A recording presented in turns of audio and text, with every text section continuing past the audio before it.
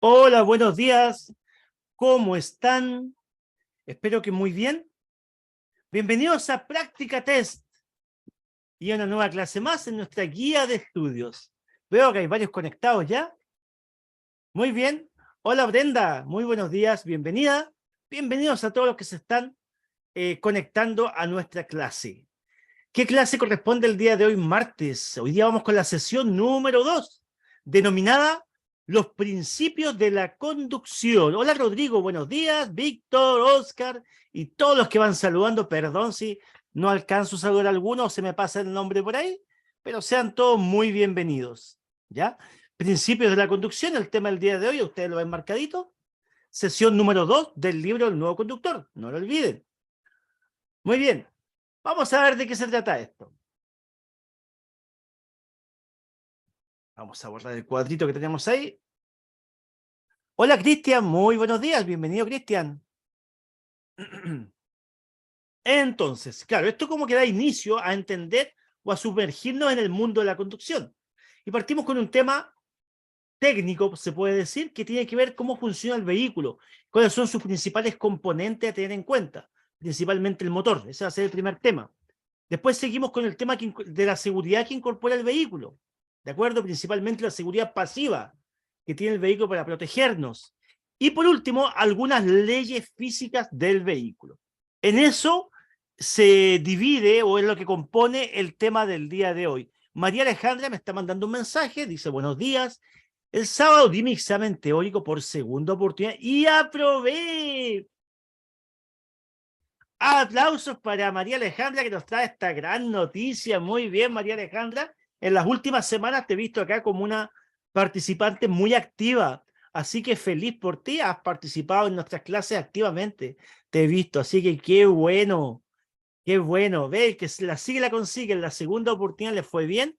Me imagino que, obviamente, después que fue mal en la primera oportunidad, empezó a tomar clases con práctica test, lo cual le permitió mejorar y aprobar en definitiva su examen. Excelente. Gracias por venir a compartir esa noticia con nosotros, María Alejandra. Feliz por ti, te queda el último paso, que es el práctico. Muy bien, estimados, después de esta noticia, María Alejandra, seguimos acá. Y lo que estaba comentando, ¿cómo se clasifica el tema del día de hoy en estos tres pasos que vemos en pantalla, en estos ciertos tres temas, que sería el funcionamiento del automóvil, que vamos a ver enseguida, la seguridad pasiva que incorpora el automóvil y las leyes físicas presentes en el transporte. ¿De acuerdo? Bueno, creo que el resto de tus compañeros no te puede leer, María Alejandra, porque tú estás con la sección anfitrión y panelistas. Entonces el resto no te puede leer, pero yo sí la leo. Ella nos vino a dar las gracias ahí y nos vino a contar que aprobó su examen teórico. Qué genial, qué alegría cuando todos ya damos ese paso, ¿cierto? Es un tremendo logro. Y cada vez queda menos para obtener esa anhelada licencia de conducir. Bien, aquí tenemos entonces ya en pantalla nuestro primer tema. Comenzamos con el funcionamiento del automóvil. Entender algunos principios básicos de cómo funciona. Y lo que ustedes están viendo en pantalla, ¿cierto? Es, podemos decir, una fragmentación con las principales partes del automóvil. Desde el motor, ¿cierto? Hasta el eje de tracción. Y ahí ustedes pueden ver dividido en diferentes colores estas partes tan importantes. ¿Por qué es importante comprender esto? Que está en tipo un esquema acá en la pantalla. Es importante porque usted así también tiene alguna noción de por qué el auto se mueve. Claro, yo puedo decir el auto se mueve porque tiene ruedas, pero las ruedas no tienen movimiento propio. Ese movimiento, ese giro que hacen las ruedas del vehículo, debe nacer en algún lugar, ¿cierto? Y nace en el motor, tal como dice ahí. Es el corazón del vehículo y está con rojo ahí el motor, ¿cierto? Y el motor transforma la energía, o sea, un fenómeno químico, que son el combustible, la mezcla de combustible, aire y chispa, genera una explosión. Ahí se produce una transformación de energía, porque la energía de la química se transforma en energía física, energía mecánica, ¿ya? Y esta explosión genera un movimiento, por eso mismo. Ahí se genera el movimiento circular continuo, que es el que después transmitimos hasta el eje de tracción, que finalmente hace rodar al vehículo, ¿ok? Pero antes de llegar al eje de tracción pasa también por el sistema de embrague, que es el encargado de conectar y desconectar esta fuerza, ¿ya? Después sigue hacia la caja de cambios, el movimiento. Ahí se modifica la fuerza de acuerdo al cambio que ponga el conductor. El movimiento se transforma en un giro más rápido o más lento, pero con más fuerza. Depende del cambio que usted coloque, primera, segunda o tercera. Entonces, la caja de cambio es un modificador de la energía, de la fuerza de movimiento. ¿Ok? Después viene el sistema de transmisión, que su nombre lo dice, transmitir. Transmite movimiento hasta el eje, donde está el diferencial, que hace la diferencia de movimiento para que este sea transversal giratorio. ¿Ya? En términos básicos, así se produce y se transmite el movimiento para que el auto se pueda mover. ¿Ok? A continuación nos vamos a concentrar principalmente en el motor y cómo es su funcionamiento y cuáles son sus principales sistemas para que pueda funcionar. Vamos a esto. Acá está. ¿Qué es el motor? Bueno, como ya dijimos, es como el corazón del auto. Es el que proporciona todo el movimiento. Es un mecanismo bastante complejo que de partida transforma la energía, como dice ahí, convierte un fenómeno químico en uno mecánico. Claro, como ya expliqué, la mezcla química que se produce de benzina, aire y encendido por una chispa genera una explosión. Es como un experimento de la química.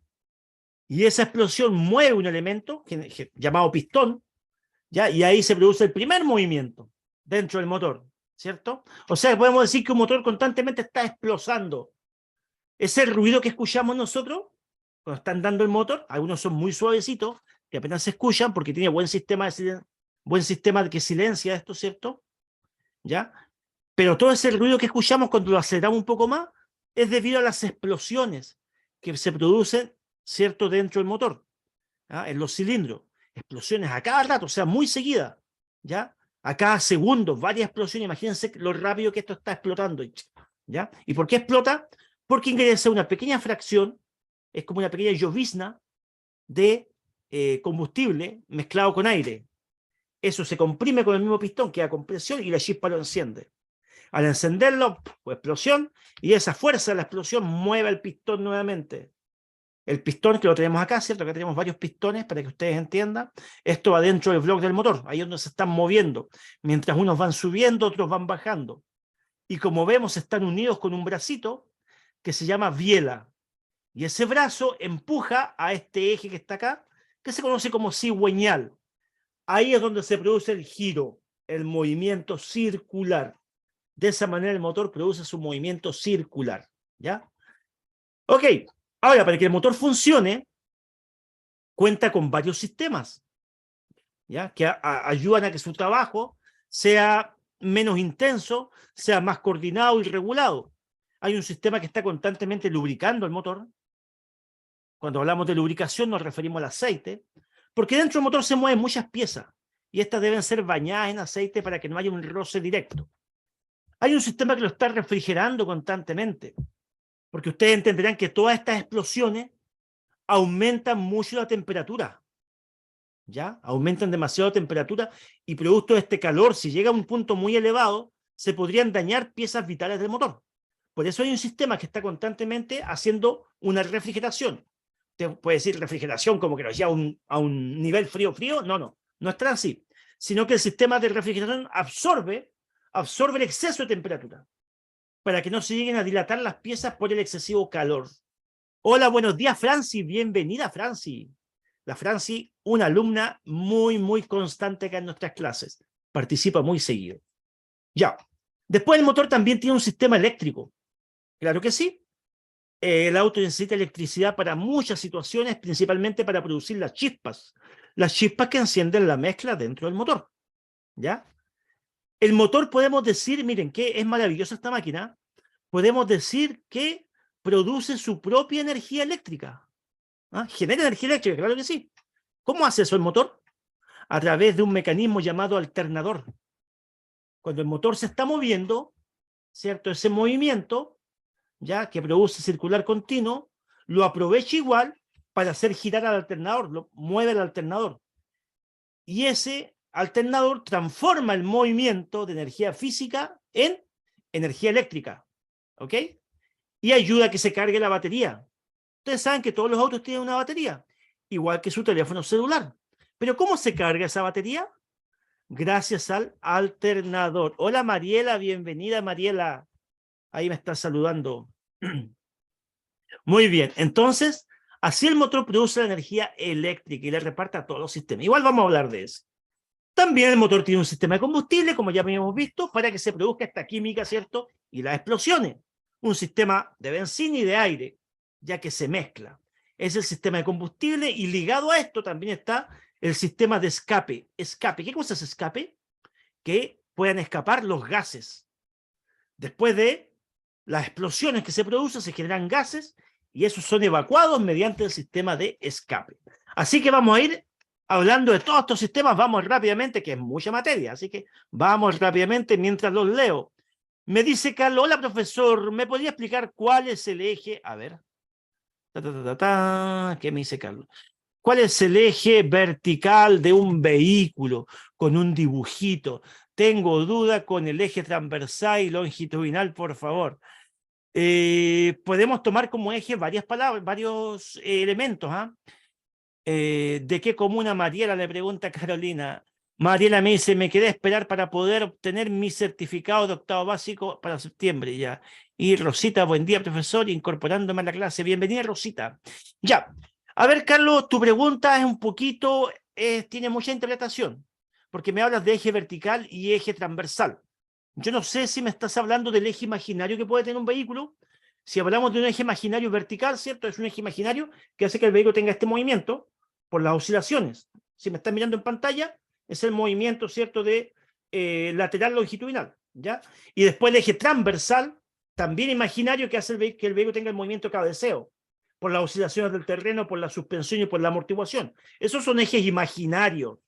Y ahora si me preguntas de eje del vehículo, bueno, volvamos al principio, Carlos. A ver, vamos a la primera foto. Vamos rapidito, sí, Carlos, porque la clase hoy día, como digo, es muy larga y tiene que ser acotada ya. Los ejes del auto, acá tú lo puedes ver. Lo voy a ir marcando rapidito.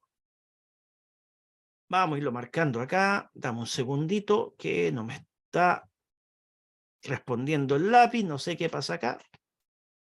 ¿Por qué el lápiz no me aparece?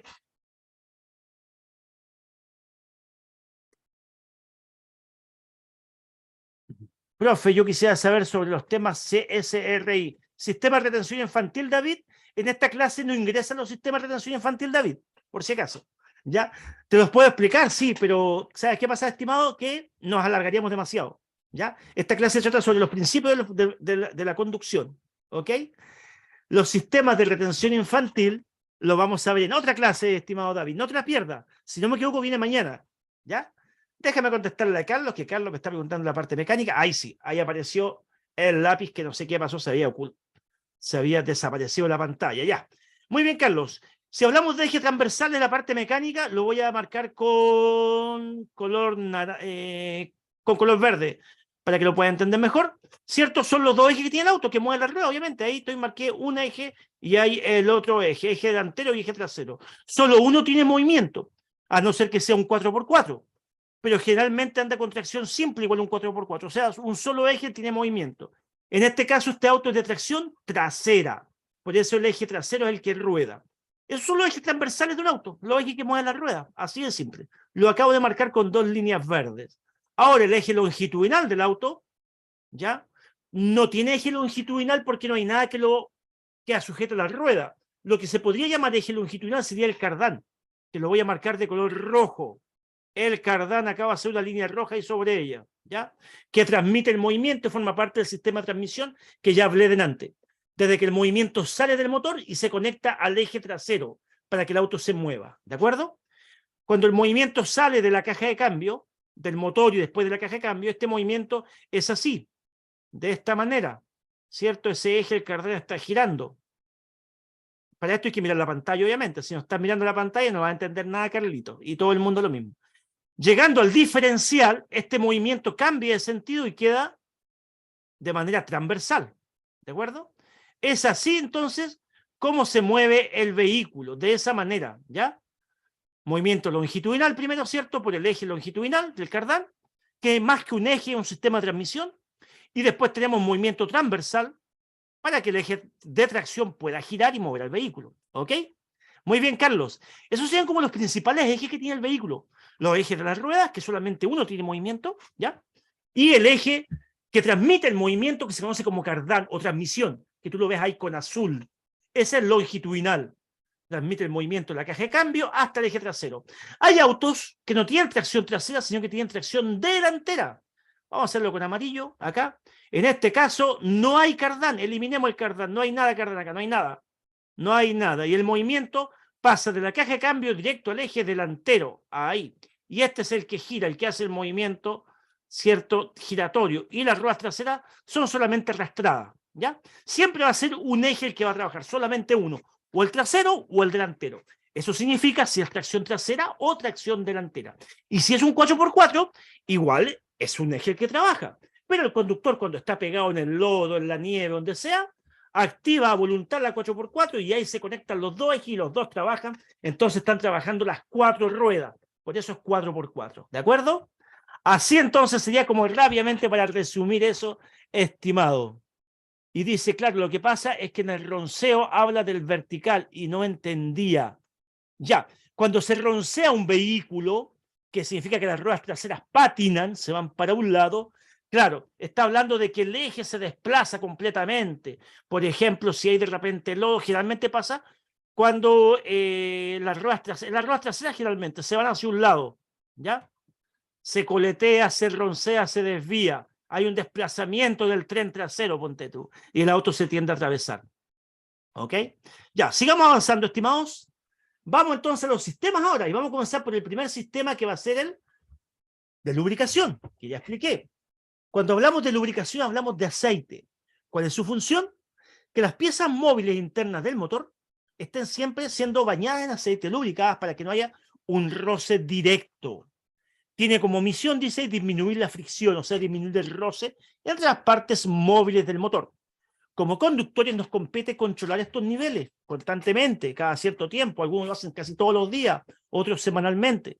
Va a depender del año del vehículo. Si un vehículo es muy antiguo, revise más seguido estos niveles, ¿de acuerdo? Un punto importante que digo al tiro. Tomen atención. Todos los niveles y todos los chequeos del vehículo se hacen siempre con el vehículo en frío. Todos estos chequeos que vamos a ir viendo con el vehículo en frío, motor detenido, frío, y ojalá en un lugar plano, nivelado, no en una pendiente, ¿ok? Eso para cualquier chequeo, nivel de aceite, refrigerante, líquido de frenos, hasta para mirar los neumáticos, ¿ok? Conexiones de batería, etcétera, ¿ya? Que es lo que vamos a ir viendo ahora. Ya. Este es uno de los sistemas más importantes para el trabajo del motor. Si este sistema llega a fallar, el motor podría entrar en punto crítico. O sea, si usted de pronto va conduciendo y no hay lubricación, usted simplemente se puede echar el motor, así de sencillo. Lo bueno de todo esto es que todos los vehículos a nosotros nos avisan cuando llegase a un funcionamiento extremo, el motor, el auto a usted le va a avisar con una luz de testigo. Acá es muy importante entonces, por eso que el conductor, cuando conduce su vehículo, va dando de vez en cuando, cierto, esporádicamente, algunas miraditas al tablero, siempre. Si se encienden luces rojas en el tablero, nos están dando un aviso importante. Las luces de color roja en el tablero de instrumentos indican que puede haber algún problema o una falla. Y, por ejemplo, si fuera una de este tipo, que me avisaría con ese icono que ustedes ven en la pantalla, eso involucra que usted debe tratar de detener su vehículo a la brevedad, buscar un lugar seguro para parar inmediatamente, porque ese motor no puede seguir funcionando con un problema de lubricación. Si usted sigue haciendo trabajar el motor así, literalmente se echa el motor. Así de simple, ¿ok? Pueden ser muchos los factores que llevan a esta falla. Alguna pérdida demasiado profusa de aceite, algún motor antiguo, ¿cierto? Falla de la bomba de aceite, ¿cierto? Pueden ser varias las causales. Lo importante es que usted le va a avisar en el tablero de instrumentos. Esto puede pasar en vehículos bastante antiguos generalmente. En un vehículo que ande en condiciones, que se hagan los chequeos o que esté relativamente nuevo, es muy difícil que esto llegue a suceder. Pero igual es importante. Por eso también es importante que cada cierto tiempo usted, con el motor detenido, en frío, como ya dije, revise el nivel de aceite mediante su varilla. ¿Ok? Ya. Pasemos al segundo sistema ahora, igual importante. Profe, cuando le doy contacto al auto se prenden todas las luces. Ya, Oscar, muy bien, Oscar, buena acotación. Enseguida hablamos de eso. Vamos al sistema de refrigeración. Ya, ahora sí. Lo que me habla Oscar. Importantísimo lo que me acaba de decir Oscar, lo voy a leer. Gracias por tu aporte, Oscar. Dice, profe, Cuando le doy contacto al auto, se prenden o se encienden todas las luces, pero después se apagan. Eso es normal. Muy bien, Oscar, tu pregunta, de veras que me gustó, Oscar. Ya, mira, justamente eso es lo más normal que hay. ¿Ya? Y como consejo para todos, cuando vayan a arrancar el vehículo, primero den contacto, esperen un segundo, porque el computador como que lee todo. Eso que se enciendan todas las luces del tablero, porque el computador está leyendo todo. El computador, igual que el computador que tenemos en la casa, igual que el móvil acá o la tablet, ¿cierto? El portátil que tenemos en la casa, ¿ya? Hace como un rápido escaneo de todo el sistema, cómo está funcionando, ¿ok? Y ahí se encienden todas las luces. Y como el motor todavía no arranca, porque no hay presión de aceite, la bomba no está funcionando, la bomba de aceite, la bomba de agua tampoco está haciendo circular el refrigerante, o sea, nada está dentro de lo normal, permanecen esas luces rojas encendidas. Una vez que usted arranca el motor, empieza a funcionar todo el sistema y todo debe equipararse y se deben apagar la totalidad de las luces, salvo alguna luz roja como la del freno de estacionamiento que está encendida, que le está avisando que está el freno a mano puesto, obviamente, ¿ya? O quizás alguna que le avise del cinturón, o si hay alguna puerta abierta, ¿cierto? O la luz que tenga encendida usted, si tiene la luz alta, ponte tú activada, va a ser un icono de color azul, o la luz amarillita avisando que están las luces de circulación encendidas, ¿ya? Pero eso es normal. Las luces rojas hay que tener cuidado, de color rojo, ya principalmente con falla mecánica y con el motor ya funcionando. Lo demás, Oscar, es total y absolutamente normal. ¿Ok? Ya. El sistema de refrigeración, como ya había dicho, tiene como misión aminorar el exceso de temperatura que se produce dentro del motor. Dentro del motor se produce mucha temperatura por la fuerza de las explosiones, por la rapidez del movimiento y todo lo demás.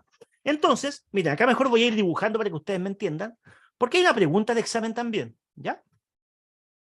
A ver, antes que nada voy a leer lo que dice ahí, voy a leer y de ahí voy explicando de la manera más básica y simple para que ustedes comprendan. Dice, sistema de refrigeración, su función, enfriar el motor con un líquido refrigerante, más que enfriar el motor, sino no es que produzca enfriamiento. Mejor dicho, si nos vamos a la parte más técnica, absorbe el exceso de temperatura que tiene el motor. Eso es lo que hace, ¿ya?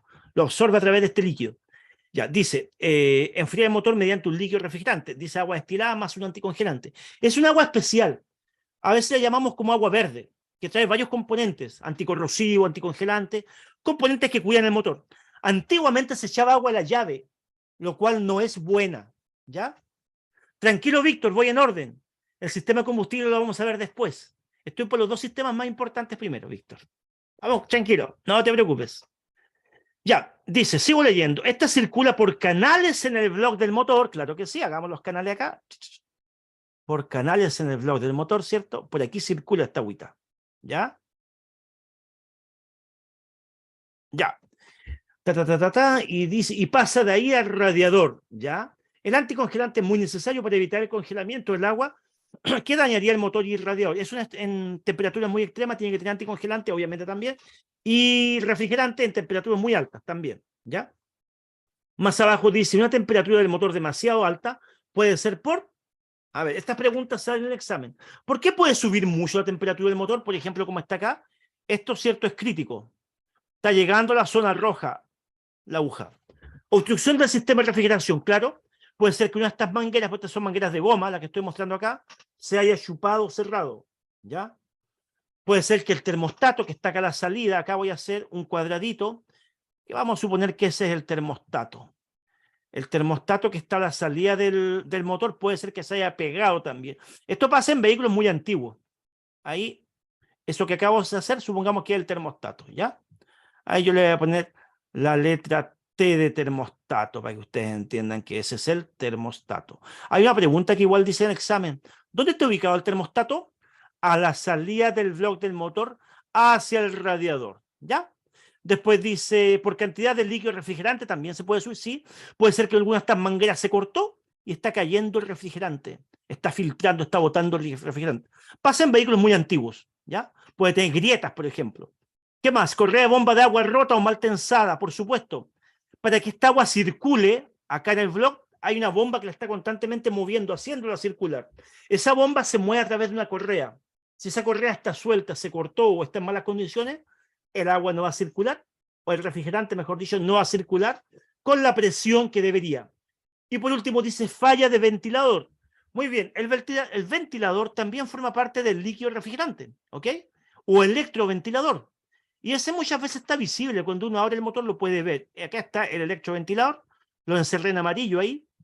Ese gira a veces en algunos autos en forma constante, en otros se apaga solo porque tiene un sensor. ¿Cuál es su función? Ayudar a enfriar el agua que llega al radiador y también enfriar el cuerpo exterior del motor, ¿de acuerdo?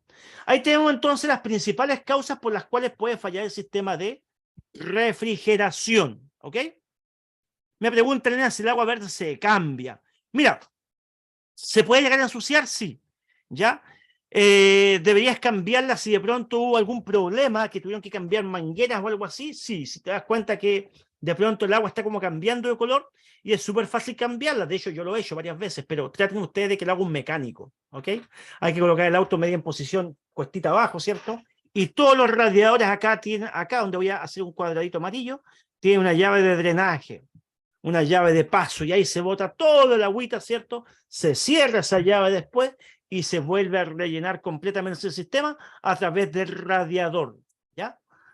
El radiador rara vez hay que destaparlo. Voy a poner acá un cuadrito en rojo. ¿Qué significa eso? No meta mano ahí, no lo destape con el motor en caliente. Profe, entonces, ¿cómo reviso mi líquido refrigerante? Bueno, hoy en día todos los vehículos traen un depósito de refrigerante, ¿ya? O vaso de expansión, que se llama, ahí lo estoy haciendo yo.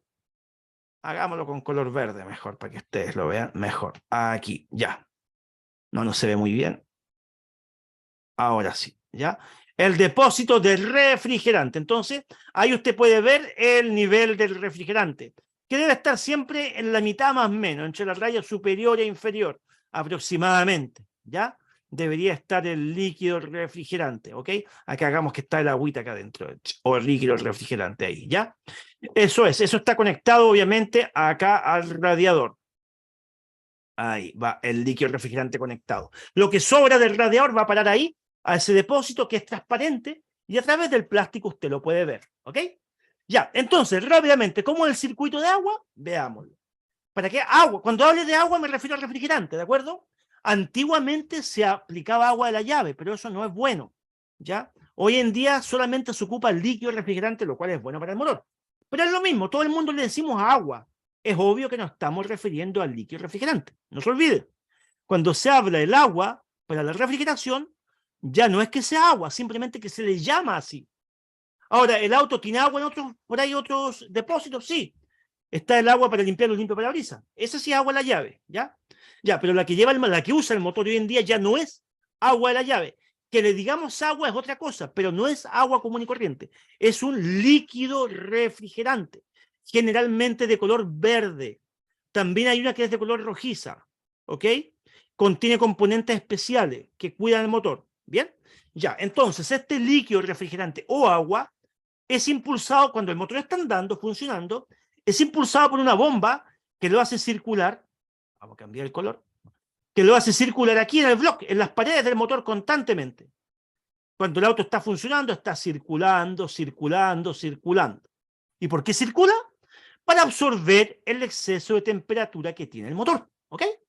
Cuando esta agua se calienta demasiado, llega aproximadamente a los 82, 84 grados, se abre el termostato que está acá. Aquí le puse el atello, ¿cierto? El termostato es como una llave de paso que se abre con el exceso de temperatura. Y al abrirse permite que esta agüita salga porque ya estaba muy caliente. Ahí sale y se va de vuelta al radiador. ¿Y qué es lo que hace acá? Vuelve a ser enfriada. ¿Cómo se enfría? A través del aire que ingresa por la mascarilla de su auto, ¿cierto? Por la parte frontal y por el electroventilador por el otro lado que igual lo está enfriando. Y de esta manera el radiador puede enfriar este refrigerante y lo manda de vuelta nuevamente frío hacia el motor para que vuelva a cumplir su función, ¿ok? Lo que sobra o lo que rebalsa de esta agüita, el rebalse, va a parar acá al depósito de agua o vaso de expansión para que el conductor pueda acá chequear y revisar y no tenga que estar destapando el radiador, que si el motor está caliente es peligroso destaparlo porque usted se puede quemar con el vapor, ¿ok? Así básicamente funciona, estimadas, estimados, el sistema de refrigeración. Es sumamente importante este sistema, tanto como la lubricación. ¿ya? Tan importante como la lubricación, ¿ok? Si este sistema llega a fallar por algún motivo y usted se da cuenta que de pronto empezó a subir la aguja la temperatura, lo mismo que hablé con el aceite delante. Busque rápidamente un lugar seguro para detenerse y apagar el vehículo, mientras llega la ayuda, mientras llama un mecánico o alguna grúa que le remolque el vehículo. Porque ese motor no puede seguir funcionando con un sistema con un problema de alta temperatura. Se echa el motor literalmente. Esto sí, obviamente, para que no se asuste, pasa generalmente, no solamente. Generalmente los vehículos muy antiguos con problemas ya. ¿Ok? El termostato, Brenda, está a la salida del bloque del motor. Lo voy a volver a dibujar acá. Acá está el termostato, Brenda. Aquí hice un cuadradito verde. Ahí está ubicado el termostato, ¿ya? A la salida del bloque del motor, cuando el agua ya va volviendo hacia el radiador, cuando el agua retorna hacia el radiador, ¿ya? Importante que hayan estado mirando todo el ciclo que yo hice del agua, ¿ya? Y si no, después pueden ver la grabación. Muy bien. Ya, hemos hablado de los dos sistemas más importantes del motor. Los otros igual son importantes, pero estos son más. La lubricación y la refrigeración. ¿De acuerdo? Si alguno de esos sistemas fallan, usted puede dañar enormemente su motor si sigue conduciendo así. Vamos con otros sistemas no tan importantes, pero, o sea, igual son importantes, sí. Pero los que ya hablé son como los más importantes. Sistema eléctrico. De nada, pobrendita, de nada. Sistema eléctrico. Como ya había dicho, el auto necesita energía eléctrica para múltiples funciones. ¿Ok? Ya. Y lo bueno es que el motor genera su propia energía. ¿Y cómo lo hace? A través del alternador, que es el que ustedes tienen en pantalla en la foto superior. Ahí dice, alternador gira mediante una correa, dice. Por supuesto que sí. Cuando el motor está funcionando, a través de una correa de goma, como ustedes pueden ver ahí, hace girar al alternador.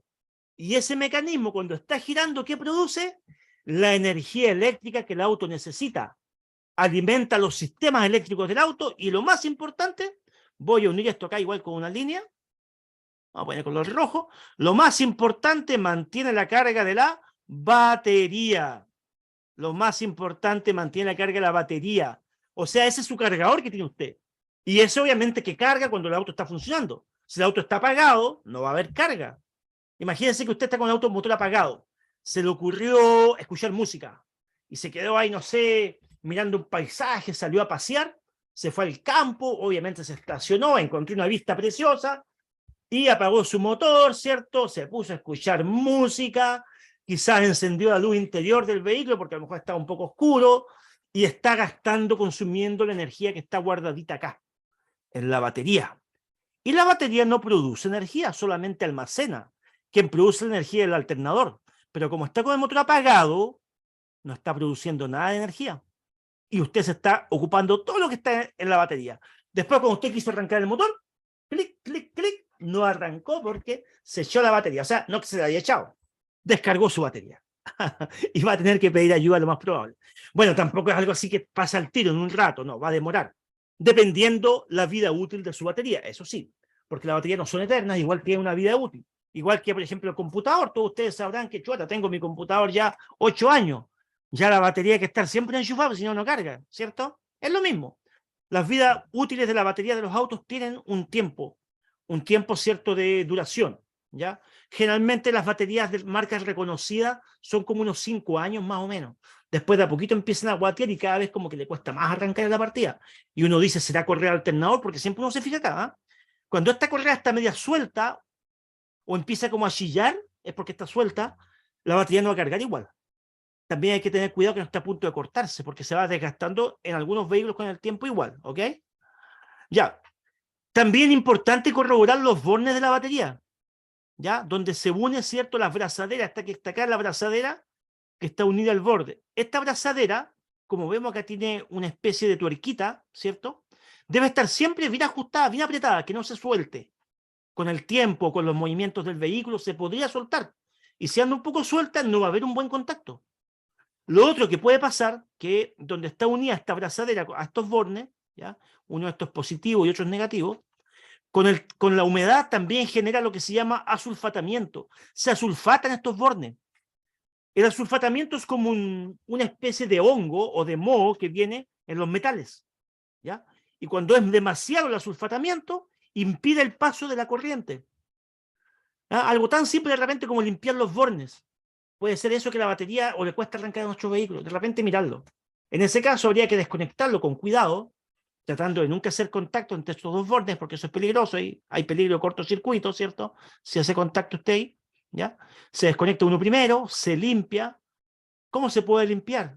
Dicen que agua con bicarbonato es bastante buena, le saca todo el sulfatamiento. O limón artificial también, ¿ya? Después se aprieta bien apretadito que quede, ¿cierto? Y después hacen lo mismo con el segundo borde. Las baterías hoy en día vienen selladas. Antiguamente, o no tan antiguamente, pero hace un tiempo atrás, uno tenía que revisar el líquido interior de la batería, sacando estas tapitas que ustedes ven acá, una por una. Y si veía que ese líquido estaba muy bajo, por debajo de unas placas que tenía la batería, había que rellenar con agua destilada. Cada uno de estos compartimentos había que revisarlo y rellenarlo. Hoy día eso ya no se hace, porque las baterías, como ya dije, hoy vienen selladas. Usted ya no hace ese mantenimiento, ¿ok? Y si usted llega a sacar su batería o trasladarla, tenga mucho cuidado, no las voltee, porque el líquido interior que estas traen contiene ácido, ¿ok? Hay que tener mucho cuidado. Lo mismo para eliminar una batería ya usada. Hay que buscar lugares acondicionados para desechar estas baterías. No deberían ir a la basura común y corriente, ¿ok? Hay centros, cierto, de acopio que reciben estos desechos, estos tipos de desechos, de las baterías principalmente, ¿ok? Ya. Igual que todas las fallas, también me va a avisar una luz en el panel de instrumento si llega a un momento crítico, o puede ser que la batería se desconectó el borne, está sulfatado, se cortó la correa del alternador, por algún motivo no está generando carga o no está acumulando carga la batería. Ya no está acumulando carga, no está entregando carga a la batería. Y el auto tenía problemas para arrancar, obviamente que sí. ¿Ya?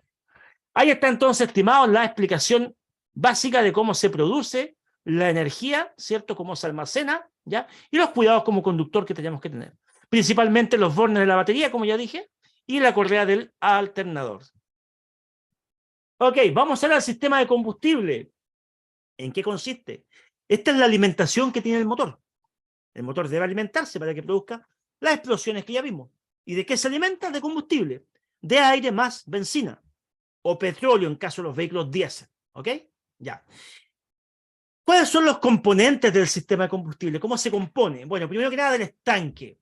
Todos sabrán que su auto tiene un estanque, ¿cierto? Cuando usted aquí le colocan la pistola, como se ve acá en la imagen, ¿cierto? Se ve en la fotito, ahí está el bombero, el señor de la estación de servicio, está poniendo la pistola en la entrada del estanque de combustible para rellenar gasolina, ¿cierto? Ya. El estanque siempre está lejano al motor. Si se han dado cuenta, el motor está adelante y el estanque está atrás. Hay algunos vehículos antiguos, por lo menos, que era al revés, que traían el motor atrás, sobre todo los Volkswagen. La fábrica Volkswagen generalmente traía el motor atrás y el estanque adelante. Pero hoy en día la gran mayoría motor adelante, estanque atrás, están alejados. ¿Por qué? Obviamente por la temperatura que produce el motor sería peligroso que esté cerca del estanque de gasolina. ¿Ok? Ya. La gasolina sale del estanque por unas cañerías o conductos, absorbida por una bomba, que también hay una bomba de combustible que absorbe la gasolina, la aspira para que ésta llegue hacia el motor. ¿Ya? Entonces sale por unas cañerías o unos conductos que también tienen filtros, porque la batería, la benzina no es totalmente limpia, trae impurezas, y dentro del estanque con los años también se van formando impurezas. Entonces la gasolina pasa por estos filtros para limpiarse, ya es absorbida, como ya dije, por una bomba de gasolina y llega a la bomba inyectora, o sea que inyecta el combustible al motor, ¿de acuerdo? Ahí vamos entonces con los principales componentes. Estanque de combustible, cañerías o conductos por donde circula el combustible, filtros para filtrar el combustible y bomba inyectora que se encarga de inyectar el combustible a los cilindros dentro del motor donde se van a producir las explosiones. Así entonces es, estimados, el sistema de combustible. Algunas consideraciones que hay que tener con este sistema. Veamos, dice ahí. Los vapores de la gasolina pueden ser cancerígenos, sí. La gasolina cruda, ¿cierto? Antes que se queme, los vapores igual son dañinos y producen cáncer. La inhalación de este producto no es muy buena. Incluso pueden producir lesiones al sistema nervioso central. ¿Ok? Inhalar la gasolina constantemente. Cuidado. Dice el segundo punto, procure llenar el estanque de combustible cada vez que vaya a la bomba de benzina. Contaminará menos al liberar menos gases. La gasolina es muy volátil. Si usted deja, por ejemplo, un recipiente con gasolina a la intemperie, por un momento, o por un tiempo un poquito prolongado, se va a dar cuenta que después va a disminuir hasta que llega a desaparecer, porque la gasolina se va, podemos decir que evaporando sola, es muy volátil, ¿ya? Es inflamable, cuidado, también es muy inflamable, ¿ya? Jamás cuando usted cargue gasolina, esté manipulando gasolina, tenga algún recipiente con gasolina. Los mecánicos muchas veces tienen por ahí bidones de gasolina para limpiar herramientas, ¿cierto? O para algunas pruebas que ellos hacen. Tener mucho cuidado con tenerlos destapados, porque ya dije, es muy volátil. Mucho cuidado con las chispas o el fuego, la alta temperatura que puede haber cerca. Mucho cuidado con fumar, obviamente, cercano a estas situaciones o cercano a una bomba de combustible. Mucho menos cuando cargue combustible. Jamás fumar. ¿De acuerdo? La gasolina tiene un olor bastante penetrante y fuerte. Y eso es muy importante de ser así. ¿Por qué? Porque para que pueda ser detectado en caso de una fuga. ¿Ya? A la cabina no debería penetrar olor de gasolina cuando ya vamos andando. Les voy a contar una experiencia cortita. Ya. Cuando usted carga benzina, es obvio que queda olor a gasolina, ¿cierto? Usted baja la ventanilla, le paga al señor de la estación de servicio, y ya no sé, voy a echar 20, 10, 15 lucas, lo que tengamos, 90 y tanto, por favor. Ya, listo. Ya cada vez cuesta más en todo caso, así que ahí cuidando el bolsillo uno, ¿cierto? Tratando de economizar. Ya, ok, listo. Ya, obviamente que en ese momento va a ingresar olor a gasolina a la cabina. Es normal, claro. Por más que usted no quiera abrir mucho los vidrios, ingresa igual, ¿cierto? Y eso es normal. Pero cuando usted ya no cargó gasolina y usted va andando, no debería ingresar la gasolina. Hace un par de meses atrás, en el verano todavía, en una oportunidad después de cargar benzina, pasaron como 15 minutos, yo salí de la bomba de combustible y me fui hacia la carretera, zona rural. Y el olor persistía, persistía. Entonces dije, ya, esto no es muy normal. Buscar un espacio lateral seguro para detenerme. Estacionamiento por ahí, a la orilla, me detuve, fui a mirar, me bajé, el olor era afuera, no adentro, se sentía. El señor de la bomba me dejó mal tapado esto, de acá. A ver, vamos a rayar. Esta tapita, que es una tapa rosca, ahí lo estoy encerrando con rojo yo, estaba atornillada, ¿cierto? Con suerte le di una vuelta. Y solamente después cerró esta otra tapa, que es la exterior. Claro, estaba cayendo gasolina o gas, el puro gas ya se siente.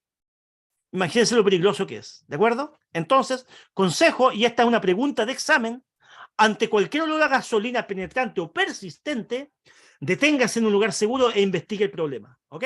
Le acabo de contar una experiencia y lo que le conté es verdad, ¿eh? No me lo inventé. Me pasó en el verano, ¿de acuerdo? Les queda entonces como consejo.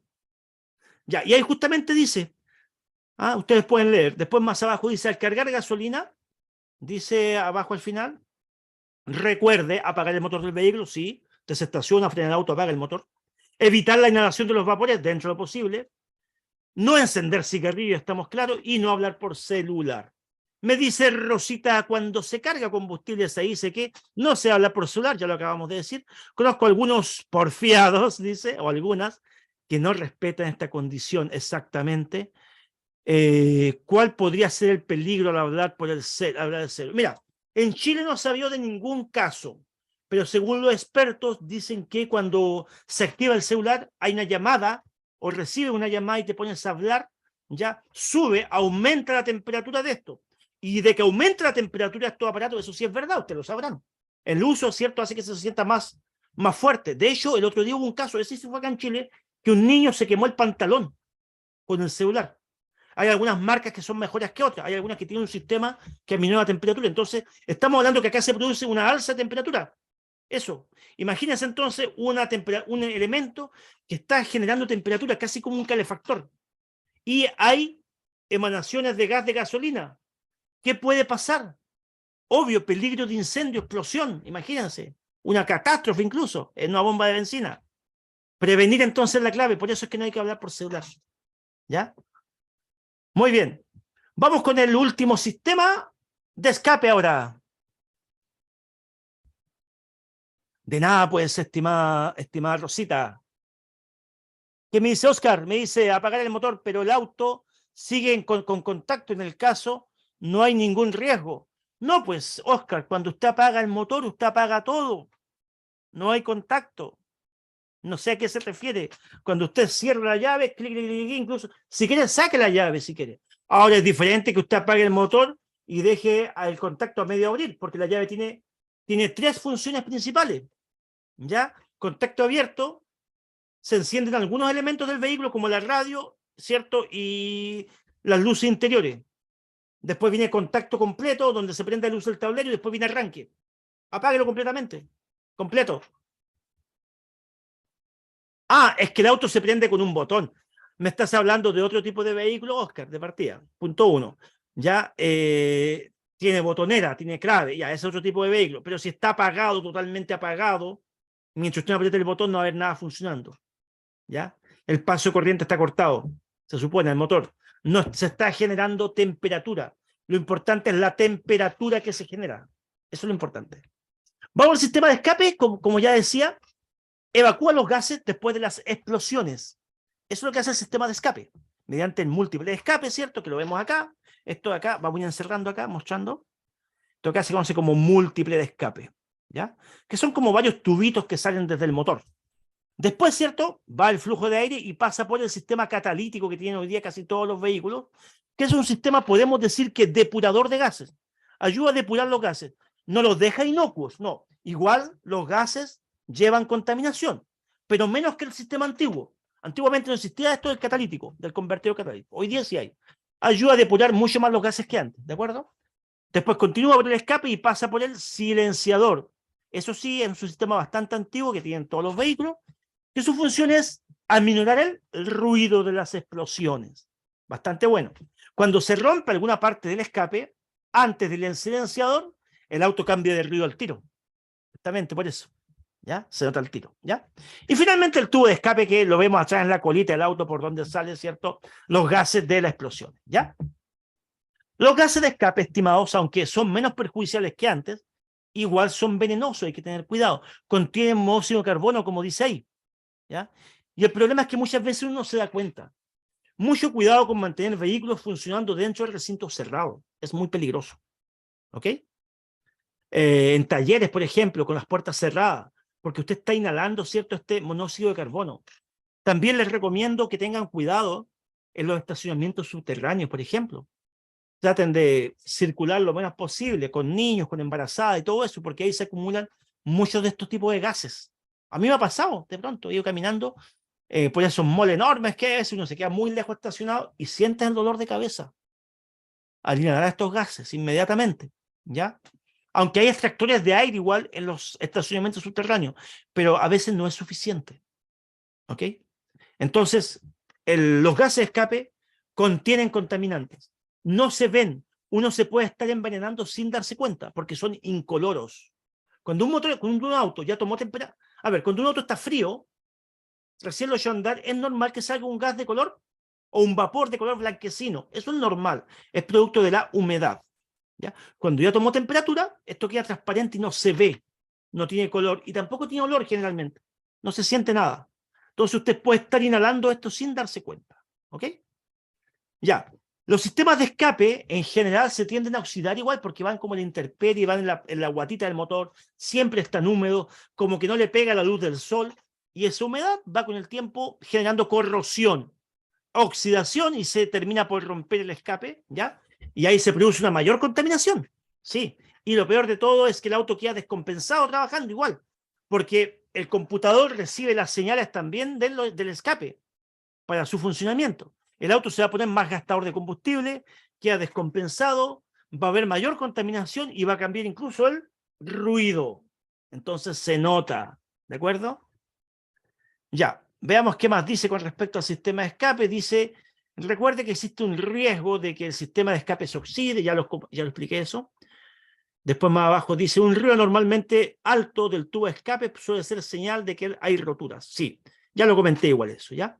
Por último, también puedo decir que los gases que son evacuados al medio ambiente producto de la industria automotriz han también, según los estudios, ¿cierto?, han también agravado el tema del efecto invernadero que tenemos en el planeta, ¿ya? La industria automotriz también es uno de los causantes de que este efecto invernadero sea cada vez mayor. Hay una pregunta en examen que hace alusión a aquello, para que no lo olvide, ¿ya? Ok, estimado, un último par de consejos. El humo de escape, como ya dije, debe ser de color incoloro. Salvo que esté húmedo, que tendría un color blanquecino, eso es normal, o que tenga alguna falla. Por ejemplo, cuando el humo de color es este color negruzco, oscuro, muy oscuro, indica una falla en el sistema de alimentación de combustible. El combustible no está siendo proporcionado correctamente. Puede ser que no está llegando mucho aire, filtro de aire tapado, ¿ya? O quizás la calibración de la bomba inyectora no es la correcta, algún sensor está fallando. Es hora de ir al mecánico que lo someta a un escáner y ver qué pasa con la inyección, ¿ya? Entonces, eso pasa con un humo de color negruzco permanente. Hay un problema en la combustión, en la quema de combustible. Y si hay un humo de color azulino, por el escape color azul, esa puede ser una falla más grave todavía, porque indica que se está quemando el aceite. Está pasando aceite a la cámara de combustión, donde debería llegar solamente combustible y aire, también están pasando partículas de aceite. Y el motor está quemando aceite, el indicador es humo de color azulino. Muy bien. Bien, estimados, ahí hemos pasado por todos los sistemas del motor importantes, ¿cierto? Lubricación, refrigeración, sistema eléctrico, sistema de combustible, sistema de escape. Haciendo un resumen, porque estos temas son muy largos y ustedes saben que tenemos tiempo acotado. Vamos con un último tema técnico referente al vehículo, que es uno de los sistemas que el conductor más debería revisar. Son los neumáticos, ¿ya? Los neumáticos son los zapatos del vehículo. Son los únicos parches de contacto que tiene el auto con el suelo. Su importancia para la circulación y para la seguridad activa en la circulación es sumamente importante, ¿ya? Todo, a ver, voy a hacer un paréntesis acá. Todos los sistemas que mueven al vehículo, que lo mueven, que hacen que este se desplace, que usted lo puede, le sirva para que usted lo pueda conducir, los neumáticos, la dirección, los frenos, la suspensión del vehículo, ¿ya? Las luces que igual le sirven para iluminar la calzada, todos los sistemas que hacen que usted pueda conducir su auto, que lo pueda mover con seguridad, se conocen como sistemas de seguridad activa o primaria, ¿de acuerdo? Los neumáticos corresponden al sistema de seguridad activa. Nos ayuda a que podamos conducir nuestro vehículo con seguridad, si están en buenas condiciones, por supuesto, ¿ya? Y es un sistema muy importante a mantenerlo bien, porque como ya dije, son los únicos puntos de contacto con el suelo. Que los 4 neumáticos anden en buenas condiciones, con la presión de aire adecuada, ¿cierto? Y que no tenga un desgaste excesivo, ¿ok? ¿Cómo podemos conocer el desgaste en un neumático? ¿Quién me puede responder aquello? ¿Cómo usted puede saber si su neumático está muy o poco desgastado? ¿De qué manera usted se entera de aquello? Si tiene un neumático con mucho desgaste, o si su neumático todavía está bueno. ¿Quién me puede responder? Rueda muy lisa, dice Valeria. ¿Ya? Muy bien, Valeria. ¿Alguna otra opinión?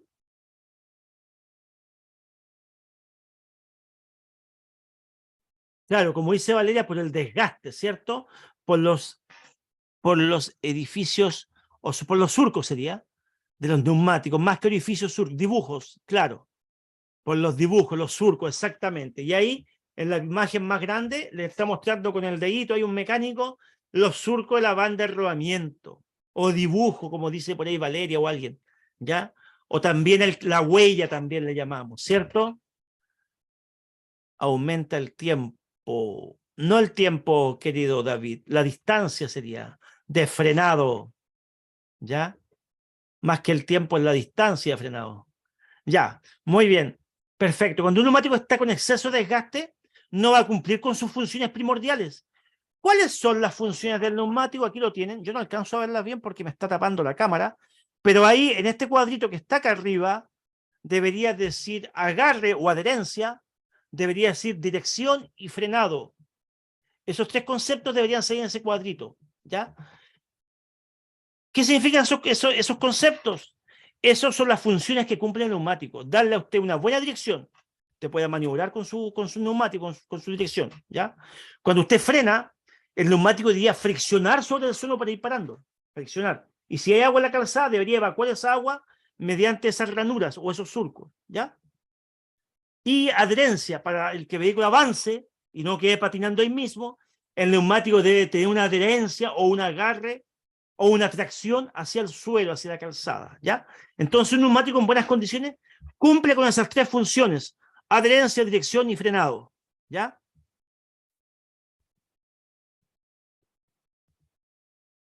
Ya, me pregunta Rosita sobre la inscripción. El neumático tiene harta información, harta.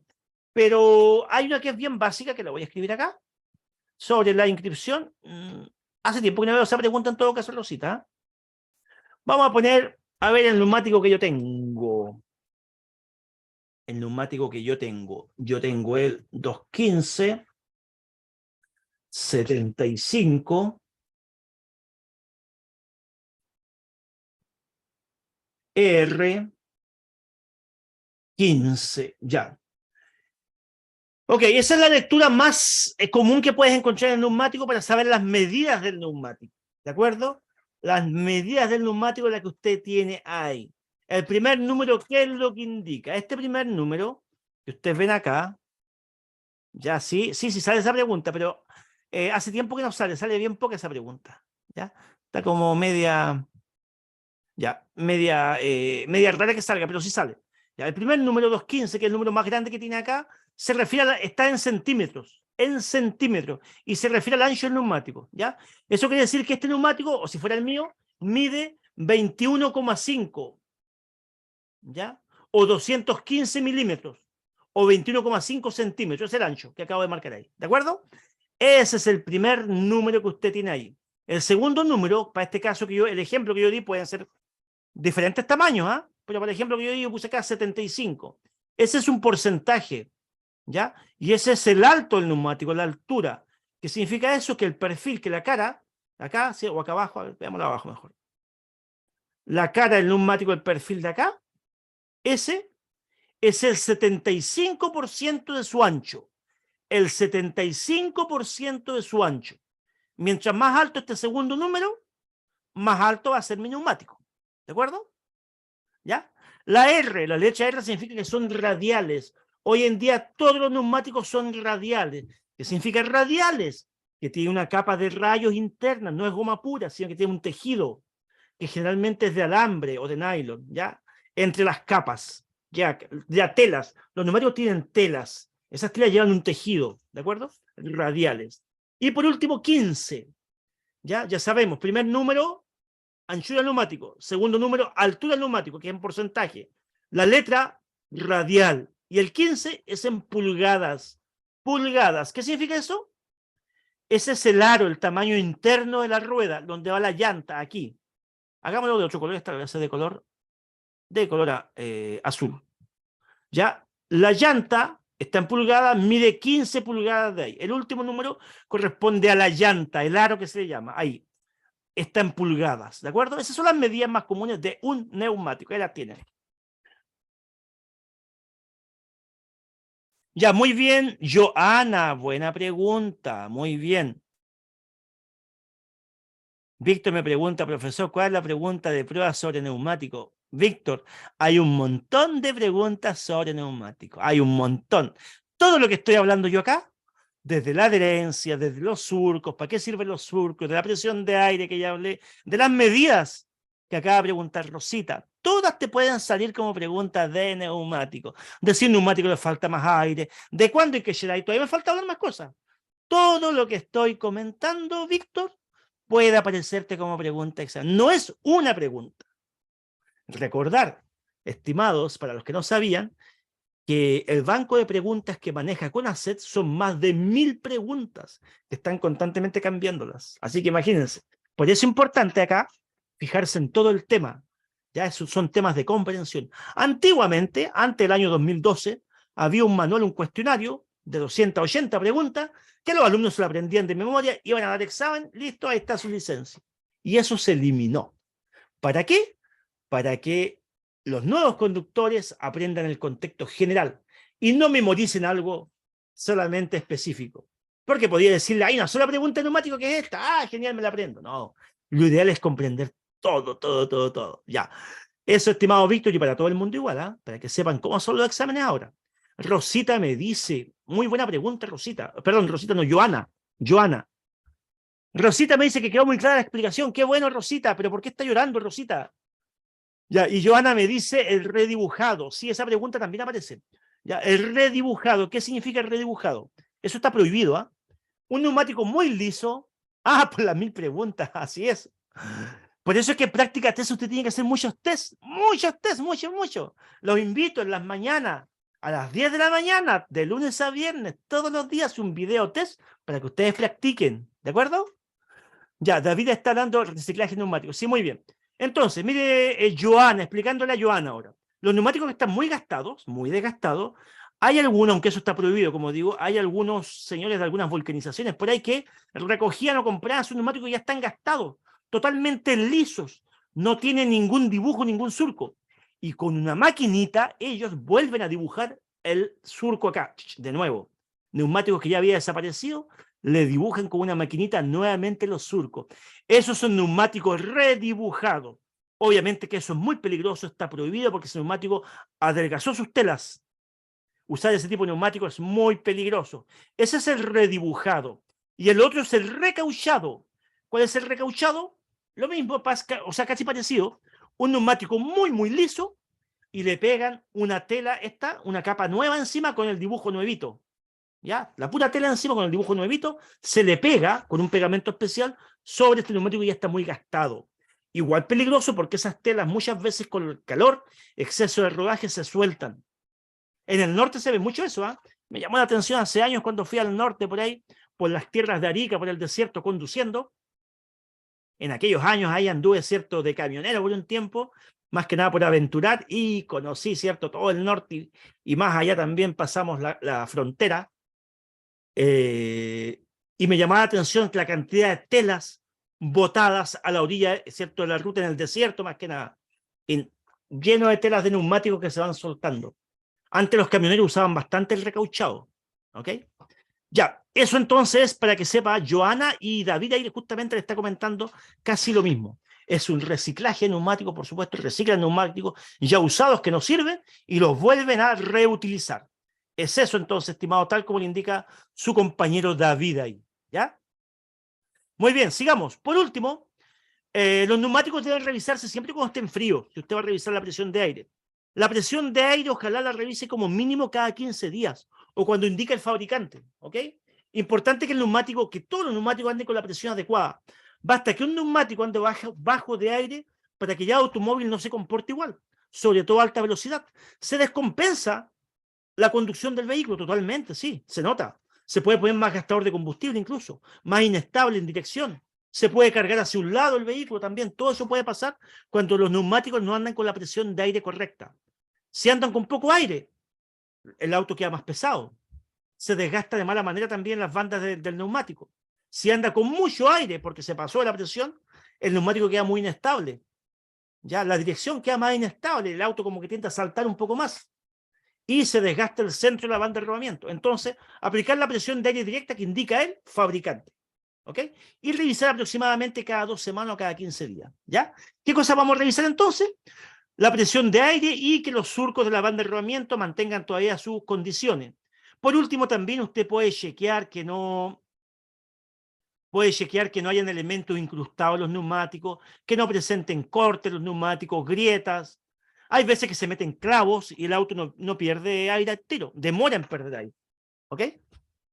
Muy bien, estimados. Hasta aquí entonces con la parte técnica del vehículo. Y ahora seguimos con una parte técnica, pero más orientado a la seguridad. Esto también tiene que ver con la composición del vehículo. El siguiente tema se llama seguridad pasiva o secundaria. Y voy a partir este tema con una pregunta para ustedes. La pregunta es, díganme ustedes, me escriben ahí. La seguridad pasiva o secundaria, que es la que vamos a ver ahora, tendrá la función de prevenir que no ocurra un accidente o proteger una vez que ya ocurrió el accidente.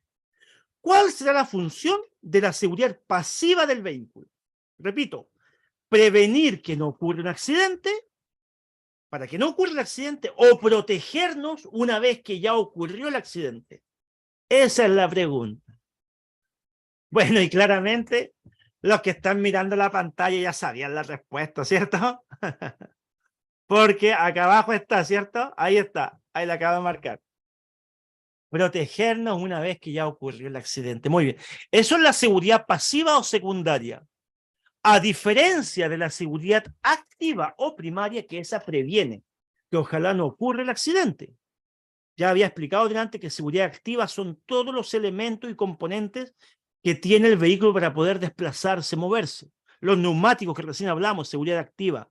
La dirección, los frenos, la composición general del vehículo, la aerodinámica del vehículo, la suspensión, los puntos de equilibrio del vehículo, todo aquello. ¿De acuerdo? Seguridad activa.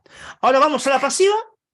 Son algunos elementos que tiene el vehículo que en caso que llegara a ocurrir un accidente, tienen que protegernos para que ojalá suframos los menores daños posibles. Y ahí tenemos la definición, la voy a leer, dice: seguridad pasiva o secundaria es la seguridad diseñada para minimizar los posibles daños que sufran los ocupantes una vez haya sucedido una colisión. No solamente una colisión, cualquier tipo de accidente. Basta una frenada brusca. Imagínense un pasajero durmiendo, así durmiendo, raja, ¿cierto? Y su conductor a lo mejor no era muy suavecito y por ahí le dio la senda frenada. Y supongamos que ese asiento donde iba este pasajero durmiendo no llevaba apoyacabezas. Sería muy posible una lesión cervical de ese pasajero, ¿sí o no? ¿Se dan cuenta?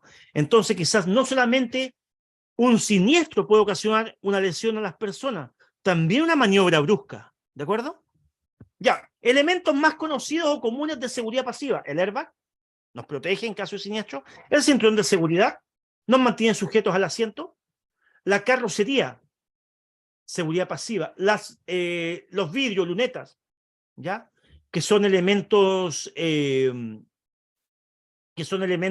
antiastillables, no inastillables, perdón, inastillables. Los vidrios ante un siniestro, los vidrios de un auto, no son como los vidrios de las casas, ¿ya? Al vidrio trasero se llama luneta, por si acaso, ¿ya? No son como los vidrios de las casas, no. El vidrio de la casa, si usted lo rompe, se puede astillar. Los de los vehículos no, se fragmentan, porque ya hay una película en medio que evitan que se astillen. ¿Para qué? Para que no lo dañen a usted en caso de siniestro. La carrocería en general es de seguridad pasiva. ¿Por qué? Porque de cierta manera nos mantiene encapsulados. Si el vehículo vuelca, ¿cierto? O cualquier tipo de siniestro, nos protege hasta cierto punto. El parachoques, por ejemplo, también nos protege en caso de siniestro. ¿Ok? Ya, sigamos viendo más elementos.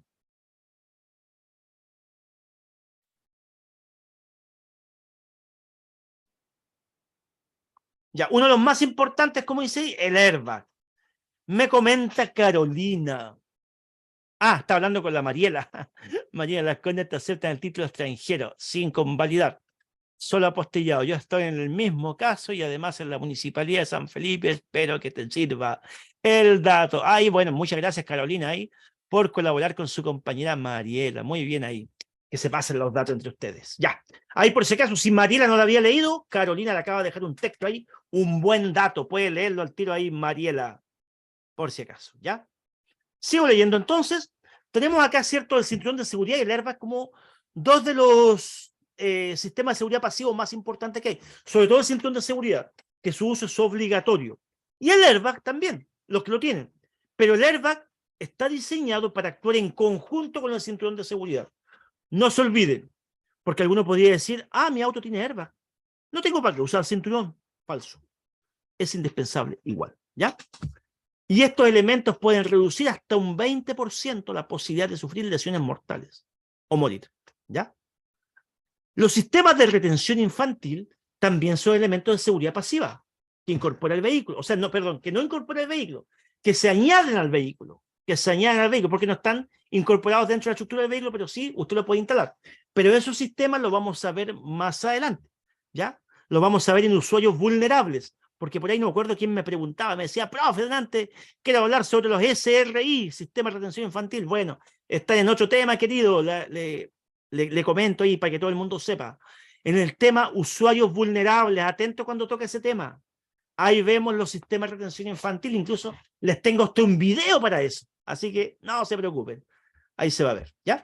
Entonces, siguiendo acá con este sistema de seguridad pasiva, ahí podemos ver, voy a leer lo que dice: airbag y cinturón de seguridad en conjunto, porque trabajan en conjunto, reducen hasta un 20% la probabilidad de sufrir lesiones mortales. Y abajo dice que el airbag no es eficaz si no se utiliza en conjunto con el cinturón de seguridad. Otro elemento muy importante de seguridad pasiva es el apoyacabezas, ¿cierto? Nos protege de una lesión cervical, ¿ya? Recién de un ejemplo, una persona durmiendo, ¿cierto? Y el conductor hace una maniobra brusca, ¿podría tener una lesión cervical? Por supuesto que sí. Es importante que siempre los asientos cuenten con el apoyacabezas y no esté muy retirado, o sea que ojalá esté en contacto con la nuca. Lo más retirado que debería estar serían unos 4 centímetros de nuestra cabecita. El apoyacabezas debe ir más o menos, o se debe sentir más o menos el apoyo a la altura de nuestros ojos, ¿ya? Altura de nuestros ojos, pero por la parte de atrás, sentir ahí el apoyo del apoyacabezas, ¿ya? Elemento de seguridad netamente pasivo. Muy bien. Bien, estimadas y estimados, pasamos al tercer tema y último del día de hoy. La clase es larga, ¿se dan cuenta?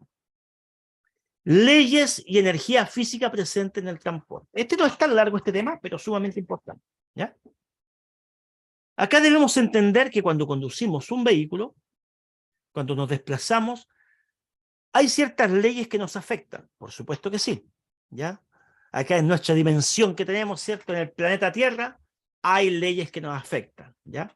Por ejemplo, la inercia, ¿ya? La energía cinética que se produce, ¿cierto? Empecemos a hablar primero de eso, de la inercia. ¿Qué cosa es la inercia? Ahí lo podemos ver. La propiedad que tienen los cuerpos de permanecer en su estado. O sea, si estás reposado, ahí te mantiene. Si estás en descanso, ahí te mantiene. O si estás en movimiento relativo, se mantiene en constante movimiento. ¿Ya? Ya, hablemos del movimiento, que es lo que nos importa. ¿Qué sucede cuando un vehículo va avanzando? Cualquier móvil que avance genera lo que se llama energía cinética. ¿Qué es la energía cinética? La energía del movimiento. Se conoce como energía cinética. A mayor velocidad, a mayor rapidez de desplazamiento, mayor es la carga de energía cinética que produce un cuerpo, un móvil, ¿ya? Claro, el auto está produciendo esa energía cinética al desplazarse, pero a su vez es transmitida hacia los ocupantes. El conductor, la carga, el ocupante, todos absorben esa energía cinética. ¿Y qué ocurre cuando un auto o el móvil que transporta a algo o a alguien para violentamente, como vemos acá arriba en la caricatura? Que se ve graciosa esta caricatura, pero nos deja un mensaje importante, ¿cierto? Si el móvil para violentamente, la carga, los ocupantes siguen viajando. ¿Por qué? Porque adquiere la energía cinética del móvil, por eso. Permanecen, ¿cierto?, en ese estado constante de viaje. Continuamos avanzando. Eso si es que no llevamos los cinturones de seguridad. Ahí es donde el cinturón de seguridad cumple con su rol principal, que es mantenernos sujetos al asiento. No le habría pasado al conductor que salió con el volante en la mano, ¿cierto? Se ve gracioso, pero yo creo que el mensaje se entiende, ¿ya? Sigamos. Otra fuerza y otro efecto importante a lo que están sometidos los móviles, ¿cierto? Energía física importante, es la energía centrífuga o la fuerza centrífuga, ¿ya? Acá tenemos dos fuerzas, ¿ya? Una podemos decir que es como opuesta a la otra. La centrífuga, que es la que hace que un cuerpo al acelerar, al seguir, tienda a seguir derecho, ¿ya? O nos saca hacia afuera de alguna curva. Si estamos tomando una curva, el cuerpo al tender a seguir derecho, tiende también a seguir hacia afuera. La fuerza centrífuga. Y lo contrario a esto sería la centrípeta. Que un cuerpo, ¿cierto?, al ir ya girando, ¿ya?, tiende a mantener a irse o mantenerse hacia el centro. Esa fuerza centrípeta, ¿ok?, que también nos puede afectar. Pero la más perjudicial en el caso de las curvas es la centrífuga.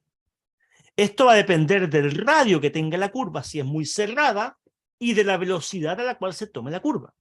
O sea que la fuerza centrífuga a usted lo puede tender a sacar con mayor razón fuera de la curva, mientras mayor sea la velocidad que usted mantenga con su vehículo, ¿ok? Y mientras más cerrada sea la curva, ¿de acuerdo? Por eso cada vez que nos aproximemos a una curva, disminuir la velocidad. Si es muy cerrada, disminuir más la velocidad. A medida que recorremos la curva o una vez pasando la mitad de la curva, podemos comenzar a acelerar de nuevo, ¿cierto?, con la dirección siguiendo el contorno de la curva. Y ahí es donde la fuerza centrípeta nos ayuda para mantener, ¿cierto?, la circunferencia de dicha curva, ¿ok? Pero ingresar a mucha velocidad, cuando recién inicia la curva, va a ser la fuerza centrífuga la que nos va a querer sacar de ella, ¿ok?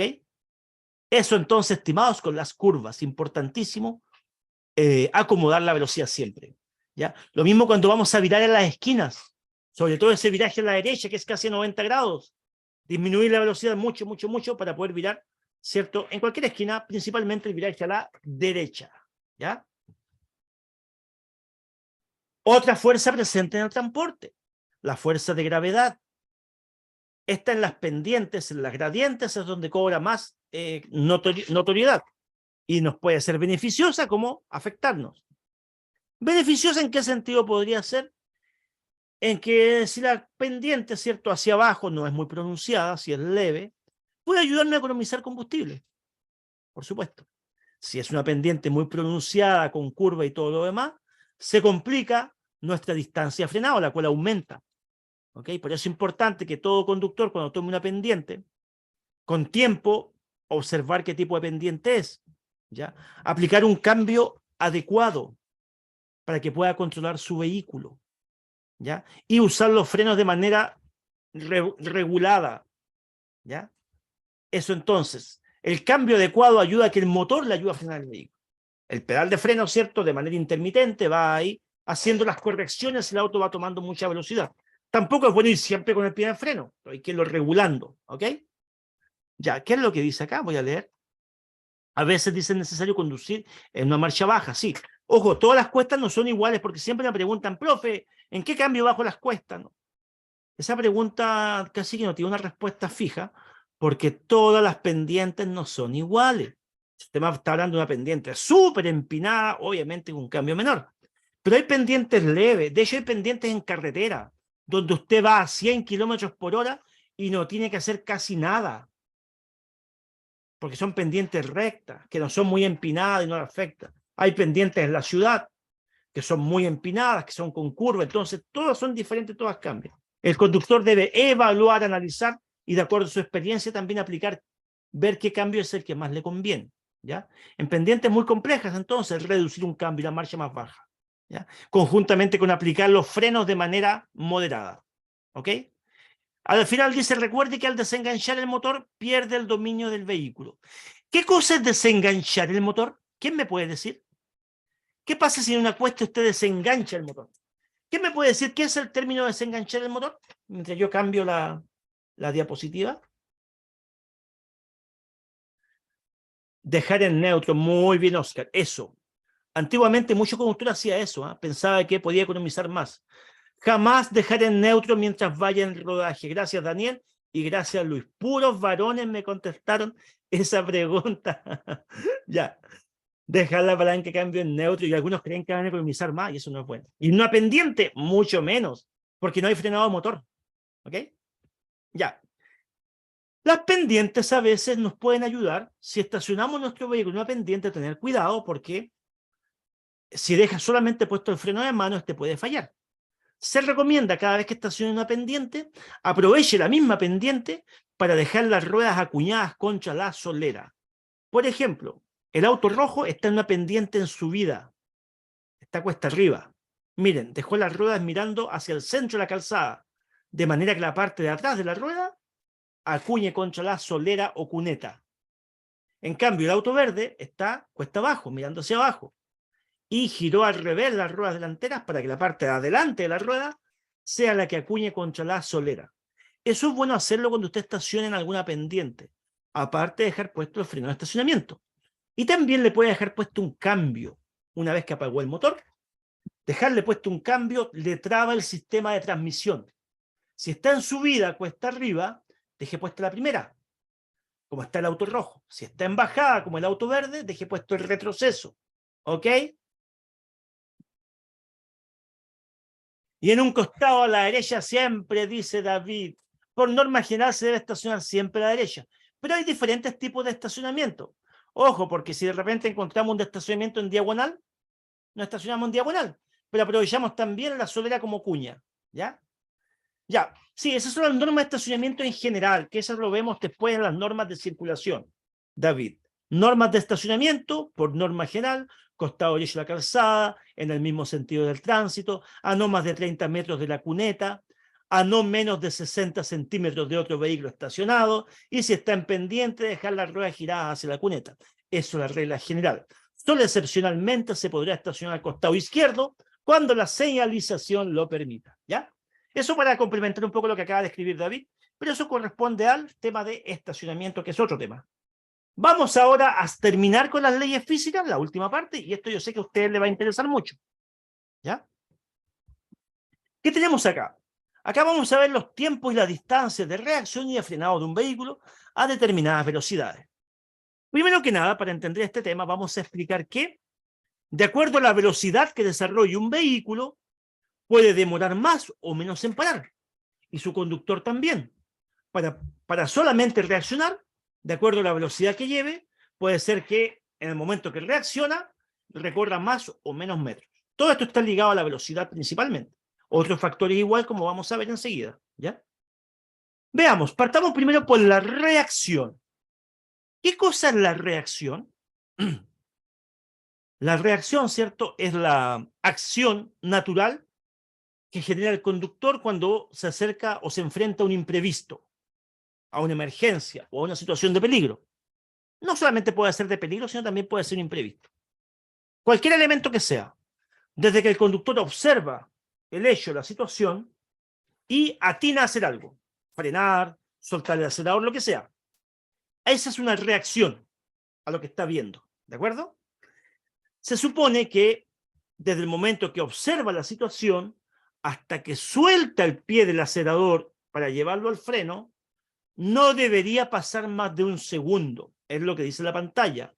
Un segundo. ¿Ya? ¿Qué cosa es un segundo? Un segundo, entonces, es el tiempo de reacción promedio de un conductor ante un imprevisto.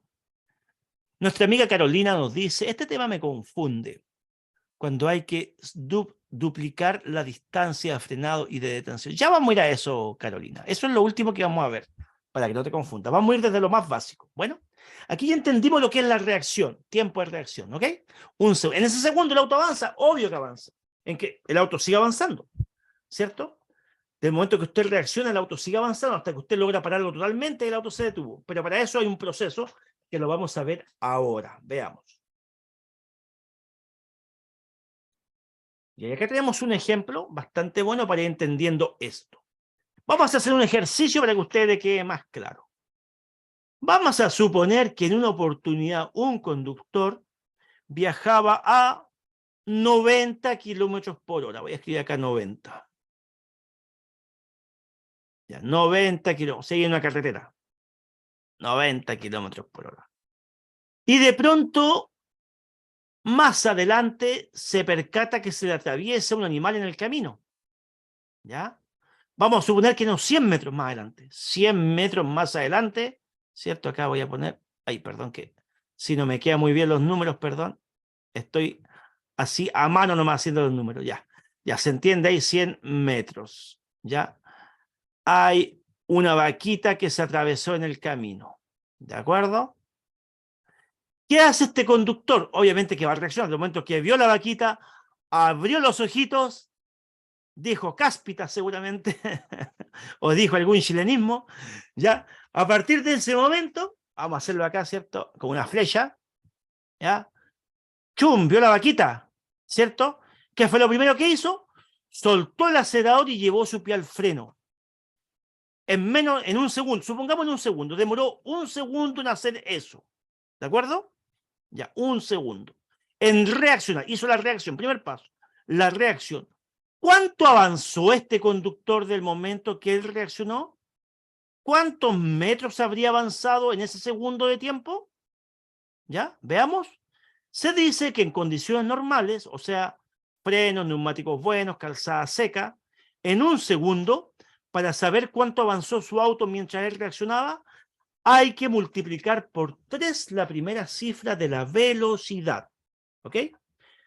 ¿Cuál es la primera cifra de la velocidad, estimados? ¿Me puedes decir? Y ahí ya me lo están sacando. Ya, pero vamos despacio. David me dijo todo el ejercicio al tiro. No, David, tenemos que ir de a poquito, porque si lo hacemos así, nadie va a entender nada. Ya, Conis me dice que son 90. Estimada Conis, son 9. La primera cifra de la velocidad, el primer número. La velocidad son 90, sí, pero la primera cifra son 9. Entonces, claro que sí, Connie. Muy bien, Conis. Y atenta por ahí también Carolina, que no entendía mucho esto, él lo va a entender. Multiplicamos entonces, por ende, vamos a colocar acá, 9 por 3. Sería siempre la primera cifra, ¿ya? Si va a 70, 7 por 3. Si va a 80, 8 por 3. Si va a 100, 10 por 3. Ahí serían las dos primeras cifras. En este caso va a 90. O sea, 9 por 3, ¿de acuerdo? Ya. Ahora sí, muy bien, Carolina. Y bien atenta la Carolina. Ya, 9 por 3, ¿cuánto nos da? 27, ¿cierto? ¿Ya? Voy a colocar acá 27. O sea que en ese segundo, en solo reaccionar ese conductor avanzó unos 27 metros. Increíble, miren. En un segundo avanzó 27 metros. Uno dice, pero tan rápido, por supuesto, en un segundo, sí. Lo avanza, sí va a 90 kilómetros por hora. Y si alguno de ustedes no me cree, recuerden, cuando ustedes van de pasajero en un bus, en un auto por la carretera, ¿se han dado cuenta cómo pasan los árboles alrededor? ¿O los lecheros? Lo rápido que pasan por la ventanilla, ¿sí? Los obstáculos. Eso en un segundo. En un segundo. Porque va a velocidad plena. No es que aquí va parando, no. Va a velocidad plena. Es un segundo en que solo reacciona. Todavía no comienza a frenar. Con suerte soltó el acelerador y nada más. Entonces, en ese segundo ya avanzó 27 metros. ¿De acuerdo? Ya. Aquí no ha parado todavía. Ojo, todavía no ha parado. ¿Ya? Recién soltó el acelerador. Fue su primera reacción. Ahora, vamos a lo que es distancia de frenado. ¿Cuál es la distancia de frenado? Ahora sí. Desde que este conductor posiciona el pie en el freno hasta que logra detener su vehículo. Eso se conoce como distancia de frenado. ¿Ok? Desde que el conductor toca el freno hasta que logra parar finalmente el vehículo. ¿Ya? Y para sacar la distancia de frenado, nuevamente tomamos la primera cifra de la velocidad, que sería 9, pero en este caso la multiplicamos por 5. ¿Ya? Para la distancia de frenado, entonces, 9 por 5. Ahí está. 9 por 5, estimadas, estimados. ¿Cuánto es? ¿Quién me puede decir cuánto es 9 por 5? Muy bien, Carolina. Atenta la Carolina ahí. 45 metros, excelente. 45, vamos a escribir acá. 45 metros, ya. ¿Qué pasó durante esos 45 metros entonces?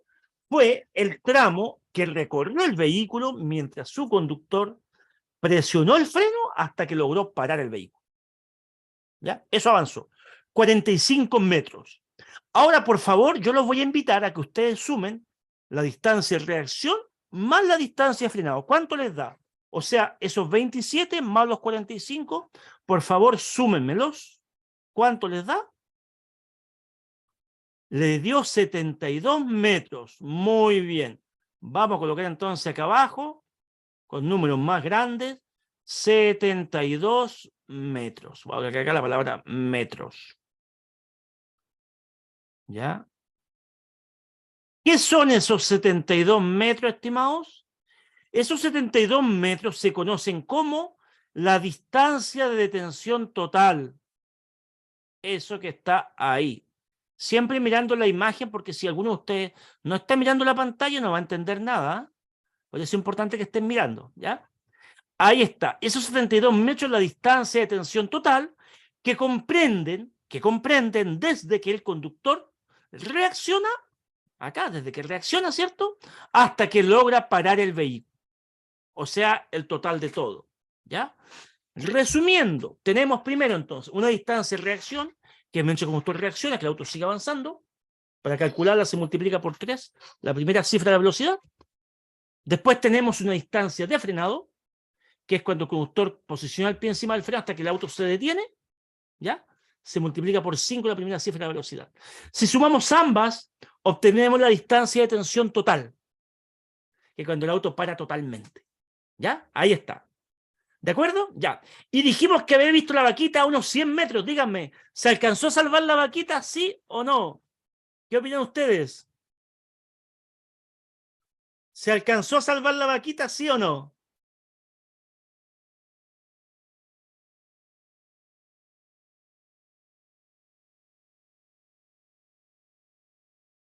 Sí, pues, si estaba a 100 metros, ya en una frenada de emergencia, pavimento seco y todo lo demás.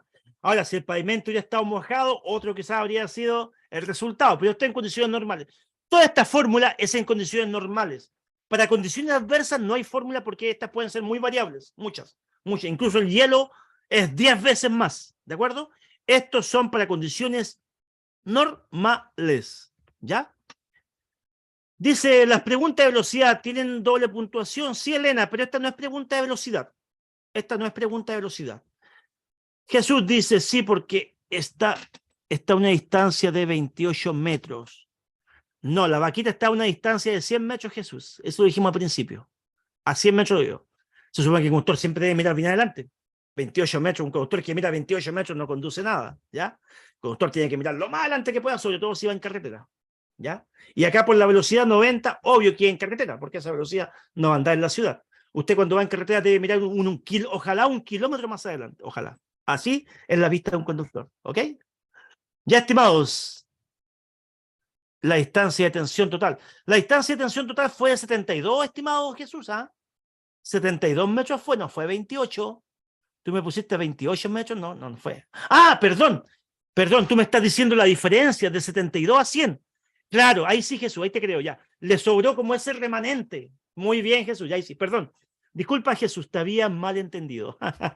Muy bien, tú estabas sacando el remanente, muy bien. Ya, Jesús, muy bien, perfecto.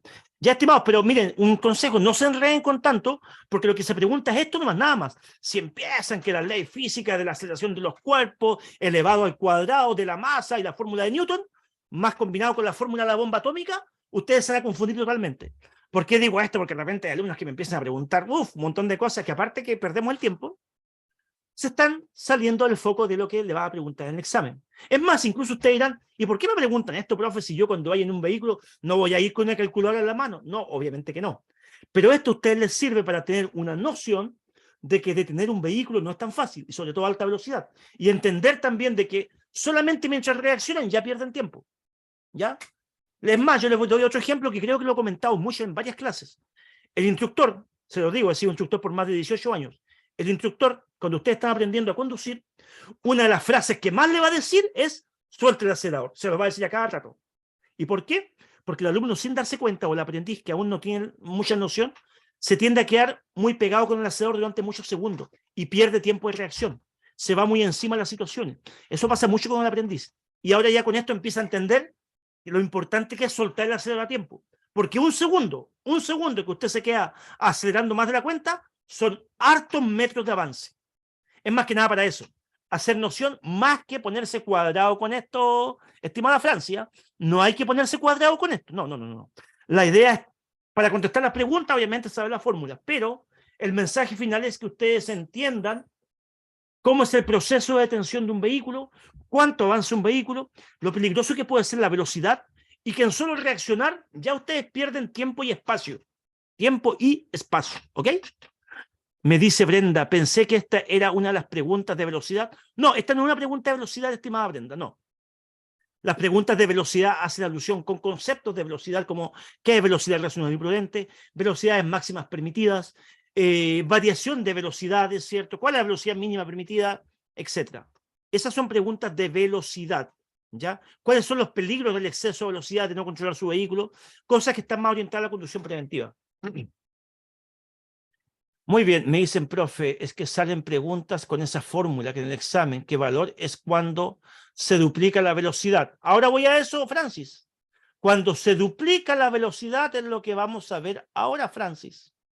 Mira lo que tú tienes en pantalla en este momento. Ve que ustedes se apuran mucho. El pobre profe acá está pero tratando de avanzar todo lo que pueda. Y ustedes me van pinchando por atrás, que me apure, que me apure. Ya. Vamos, denle un respiro al profe. Ahora viene ese tema, ya, ok, muy bien. Muy bien, estimadas, estimados. Después de todo lo que hemos visto hasta ahora, hay algunas variantes de las leyes físicas. Y acá es tan simple como memorizar y aprenderse esto que está acá. Si quieren, por favor, los invito a que les saquen pantallazo, ¿ya? Porque esto no lo dejamos avanzar, me dice la Brenda. No, sí, a mí me encanta interactuar con ustedes. La verdad, las cosas que sí me gusta mucho, por algo me gusta enseñar, me gusta mucho cuando me preguntan y van opinando, que es muy bueno. Es diferente a estar hablando solo. Entonces, pero tengo que ir avanzando con el tema, sí.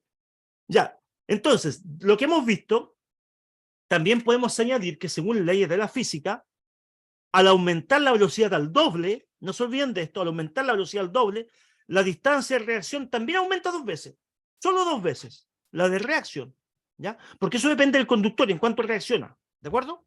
Pero lo que es frenado y energía cinética depende de la velocidad que adquiere el cuerpo. Y ahí ya la ley de la física varía, porque al doblar la velocidad, esa aumenta al cuadrado, se cuadruplica.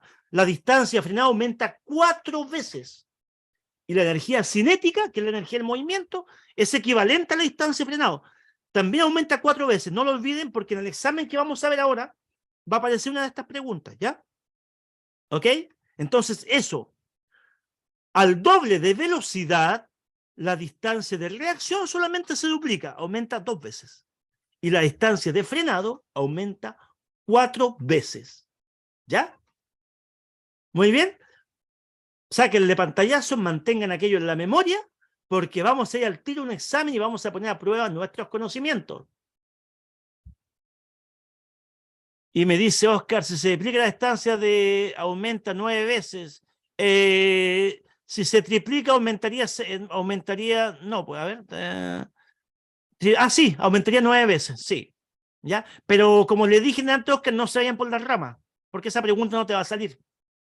Si empiezan a inventar más cosas de lo que está, esa pregunta no te va a salir de Oscar. Así es que no se vayan por las ramas porque se van a complicar solo y van a confundir al resto de sus compañeros. Les aparece solamente una pregunta de este tipo. O, perdón, hay una con ejercicio y hay otras de manera general que te preguntan, ¿qué pasa al doble velocidad? Ah, distancia de reacción se duplica. Distancia de frenado se cuadruplica y energía cinética se cuadruplica. ¿Ok? No le pongan más. Si le colocan más, se van a confundir. Vamos al examen y aquí vamos a quedar más claro con esto. ¿De acuerdo? Vamos a nuestra batalla de preguntas ahora. Hasta aquí hemos quedado con este tema que se llamó Principios de la Conducción. ¿Ya? Ahora vamos al desafío de 20 preguntas y vamos a la pregunta número 1 rápidamente, que dice así. Ya, y este es un elemento de seguridad activo y pasivo, se puede decir. Los seguros de los niños de los vehículos. ¿Para qué sirven los seguros de niños de los vehículos? A. Aseguran las hebillas y los cinturones de seguridad. B.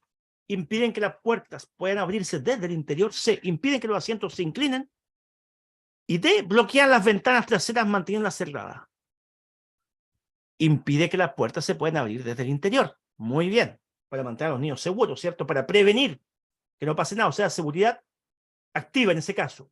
Y si el niño intenta abrir la puerta, ¿cierto? También sería pasivo porque lo protege, de cierta manera. Pregunta número 2 dice, indica el modo más simple de limpiar los bornes sulfatados de las baterías. A, con agua destilada. B, con agua con bicarbonato. C, con ácido sulfúrico. Ácido sulfúrico, ni pensar que usted va a manipular ácido sulfúrico. Agua con bicarbonato, le había comentado yo, ¿cierto? Limón artificial igual es bueno, fíjense, muy bueno, ¿no? Para limpiarlos. Pregunta número 3 dice, ¿cuál es la función de los frenos ABS? Ya de esto no hablé mucho.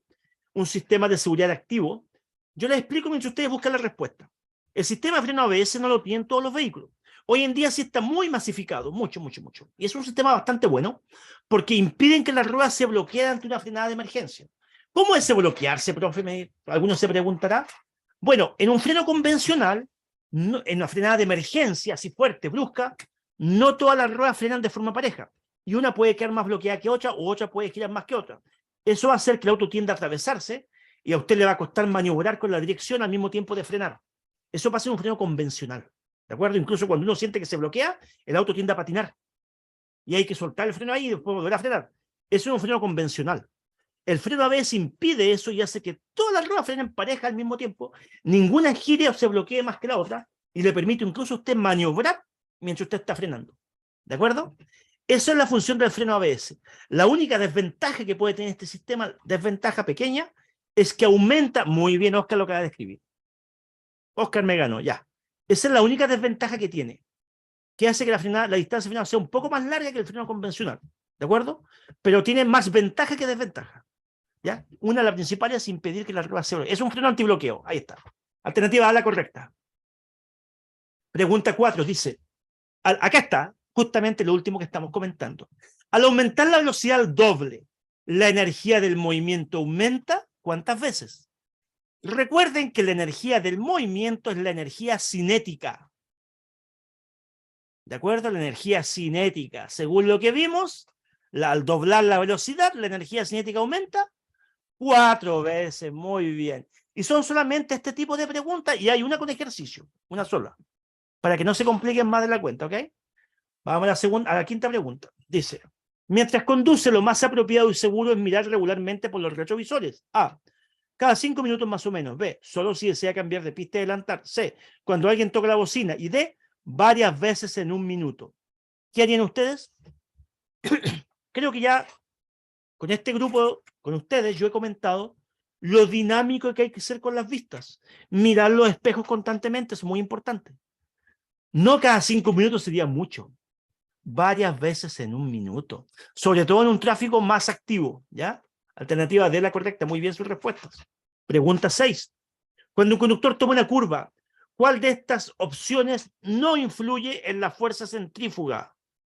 No influye. A, el radio de la curva. B, el viento. Y C, la velocidad. En la fuerza centrífuga, con la fuerza centrífuga no tiene nada que ver el viento. Ahora, el viento igual puede ayudar a tirarnos para afuera, sí, depende del tipo de viento que te pegue. Puede ser de lateral, de frente o de cola, depende. Pero la fuerza centrífuga es una ley física que tiene que ver con la aceleración de los cuerpos. Y en eso influye el radio de la curva y la velocidad. El viento no.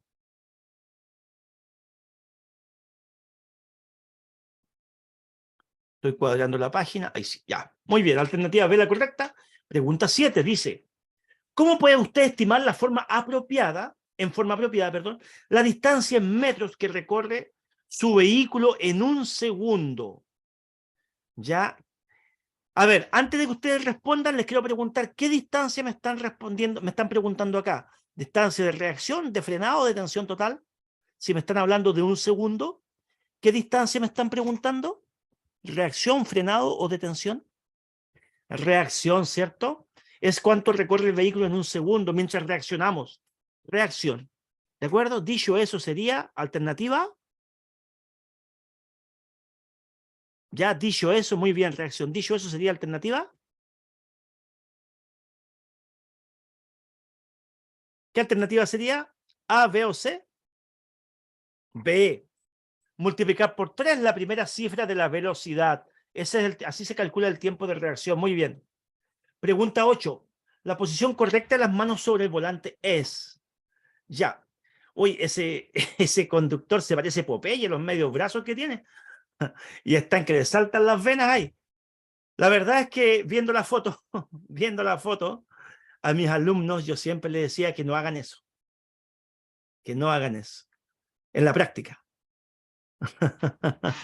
Toreto.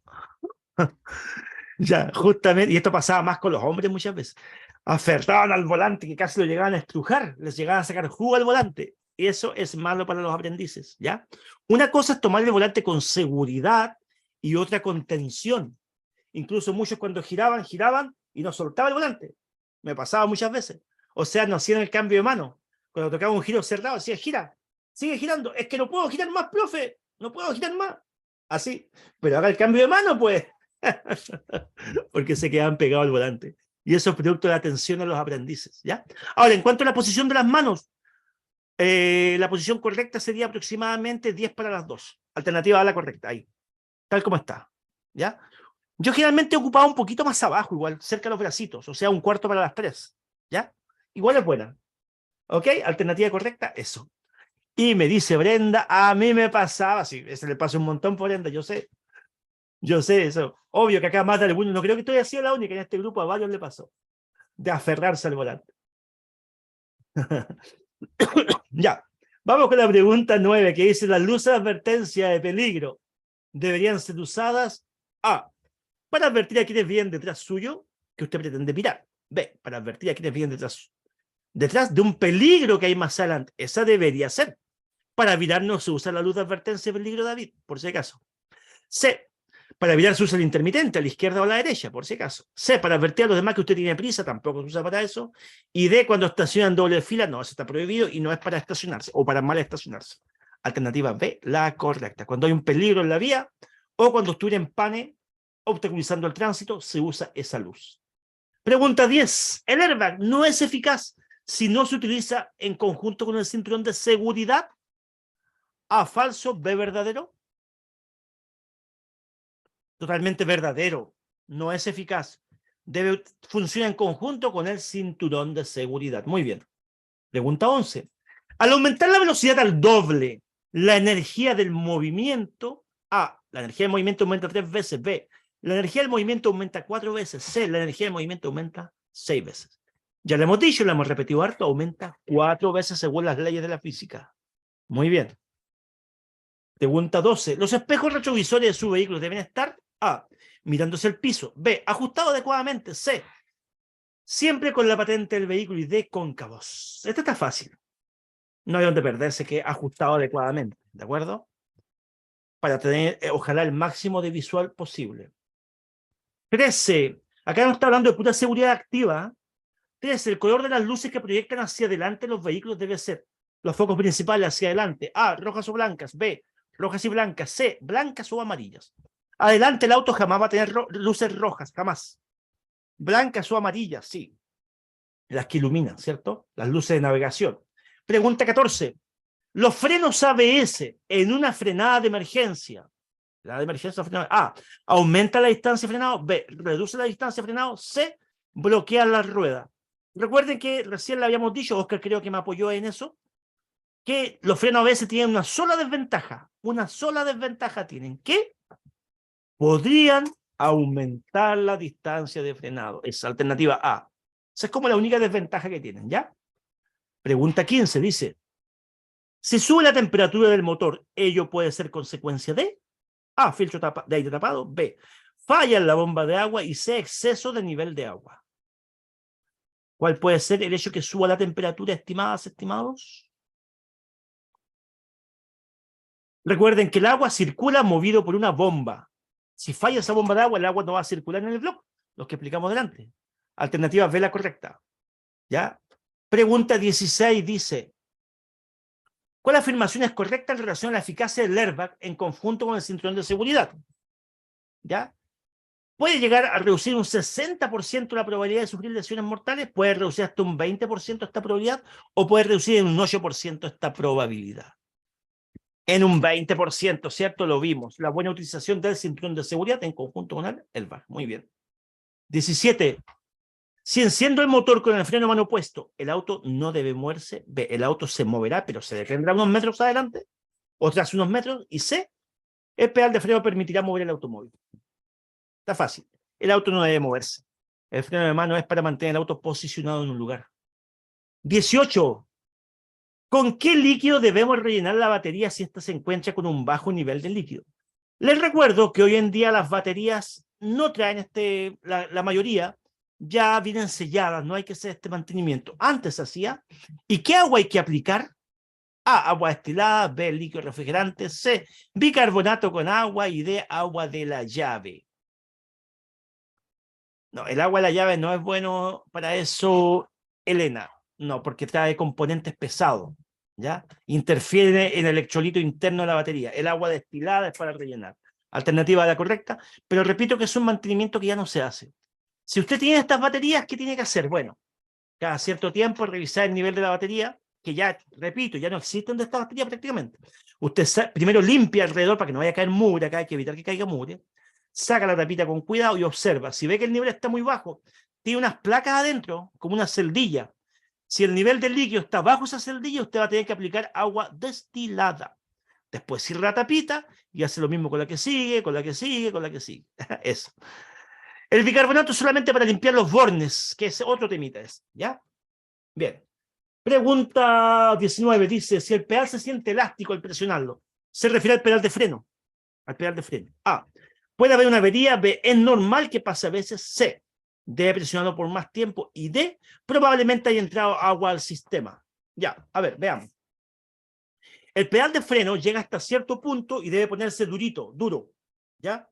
No llega hasta, no es como el embrague llega a fondo, ¿cierto? Ese va hasta el fondo y es como elástico. El pedal de freno no es elástico, el pedal de freno no puede llegar hasta el piso, llega hasta casi la mitad de su recorrido como tope y ahí se pone duro y no sigue más, ¿de acuerdo? Si está llegando casi hasta el fondo es que puede haber alguna avería, una fuga en el sistema, ¿ya? Ahí. Que entre agua al sistema del líquido de freno es muy difícil. Alternativa a la correcta. Pregunta 20 y última, dice, si al ir conduciendo se revienta un neumático trasero, ¿debe girar el volante hacia el lado que se desvía la cola del vehículo? ¿Falso o verdadero? Voy conduciendo y si se revienta un neumático trasero, eso es muy peligroso. ¿Qué va a pasar con la cola, por ejemplo, si se reventó el neumático derecho? La cola se va a ir hacia el lado derecho. ¿Qué hago yo con la...? De partida dejo acelerar, pero no freno, ni nada por el estilo. Dejo acelerar y giro el volante hacia el mismo lado que se va la cola del vehículo. ¿Para qué? Para mantener la línea del vehículo y mantenerlo derecho. Si se me ocurre girar al lado contrario, termino atravesándome o haciendo un trompo. ¿De acuerdo? Eso entonces es el mismo lado que se desplaza la cola del vehículo. Alternativa B. ¿Verdadero esto? Y me comenta al final David, ¿qué giro el volante? Ah, ya está corrigiendo lo que yo acabo de decir. Muy bien, estimado David, muy bien todos. A ver, veamos la finalización de la batalla. Están todas buenas nuestras respuestas. Hemos finalizado la clase el día de hoy, estimados alumnos. Principios de la conducción, no se olviden recomendarnos, somos Práctica Test. Y les doy gracias por su atención prestada. Nos vemos el día de mañana en una nueva clase. Espero que todo haya quedado clarito para ustedes y que le haya gustado, ¿cierto?, nuestra clase del día de hoy. En la noche con la profe Valeria pueden repetir también esta misma clase, los mismos temas. Que estén muy bien. Nos vemos hasta mañana. Quedan cordialmente invitados a las 10 de la mañana para practicar videotest. Ahí estamos también conectados. Que estén muy bien. Chau, chau. Que tengan un buen día. Linda tarde. Gracias a todos ustedes por su participación. Cerramos sesión.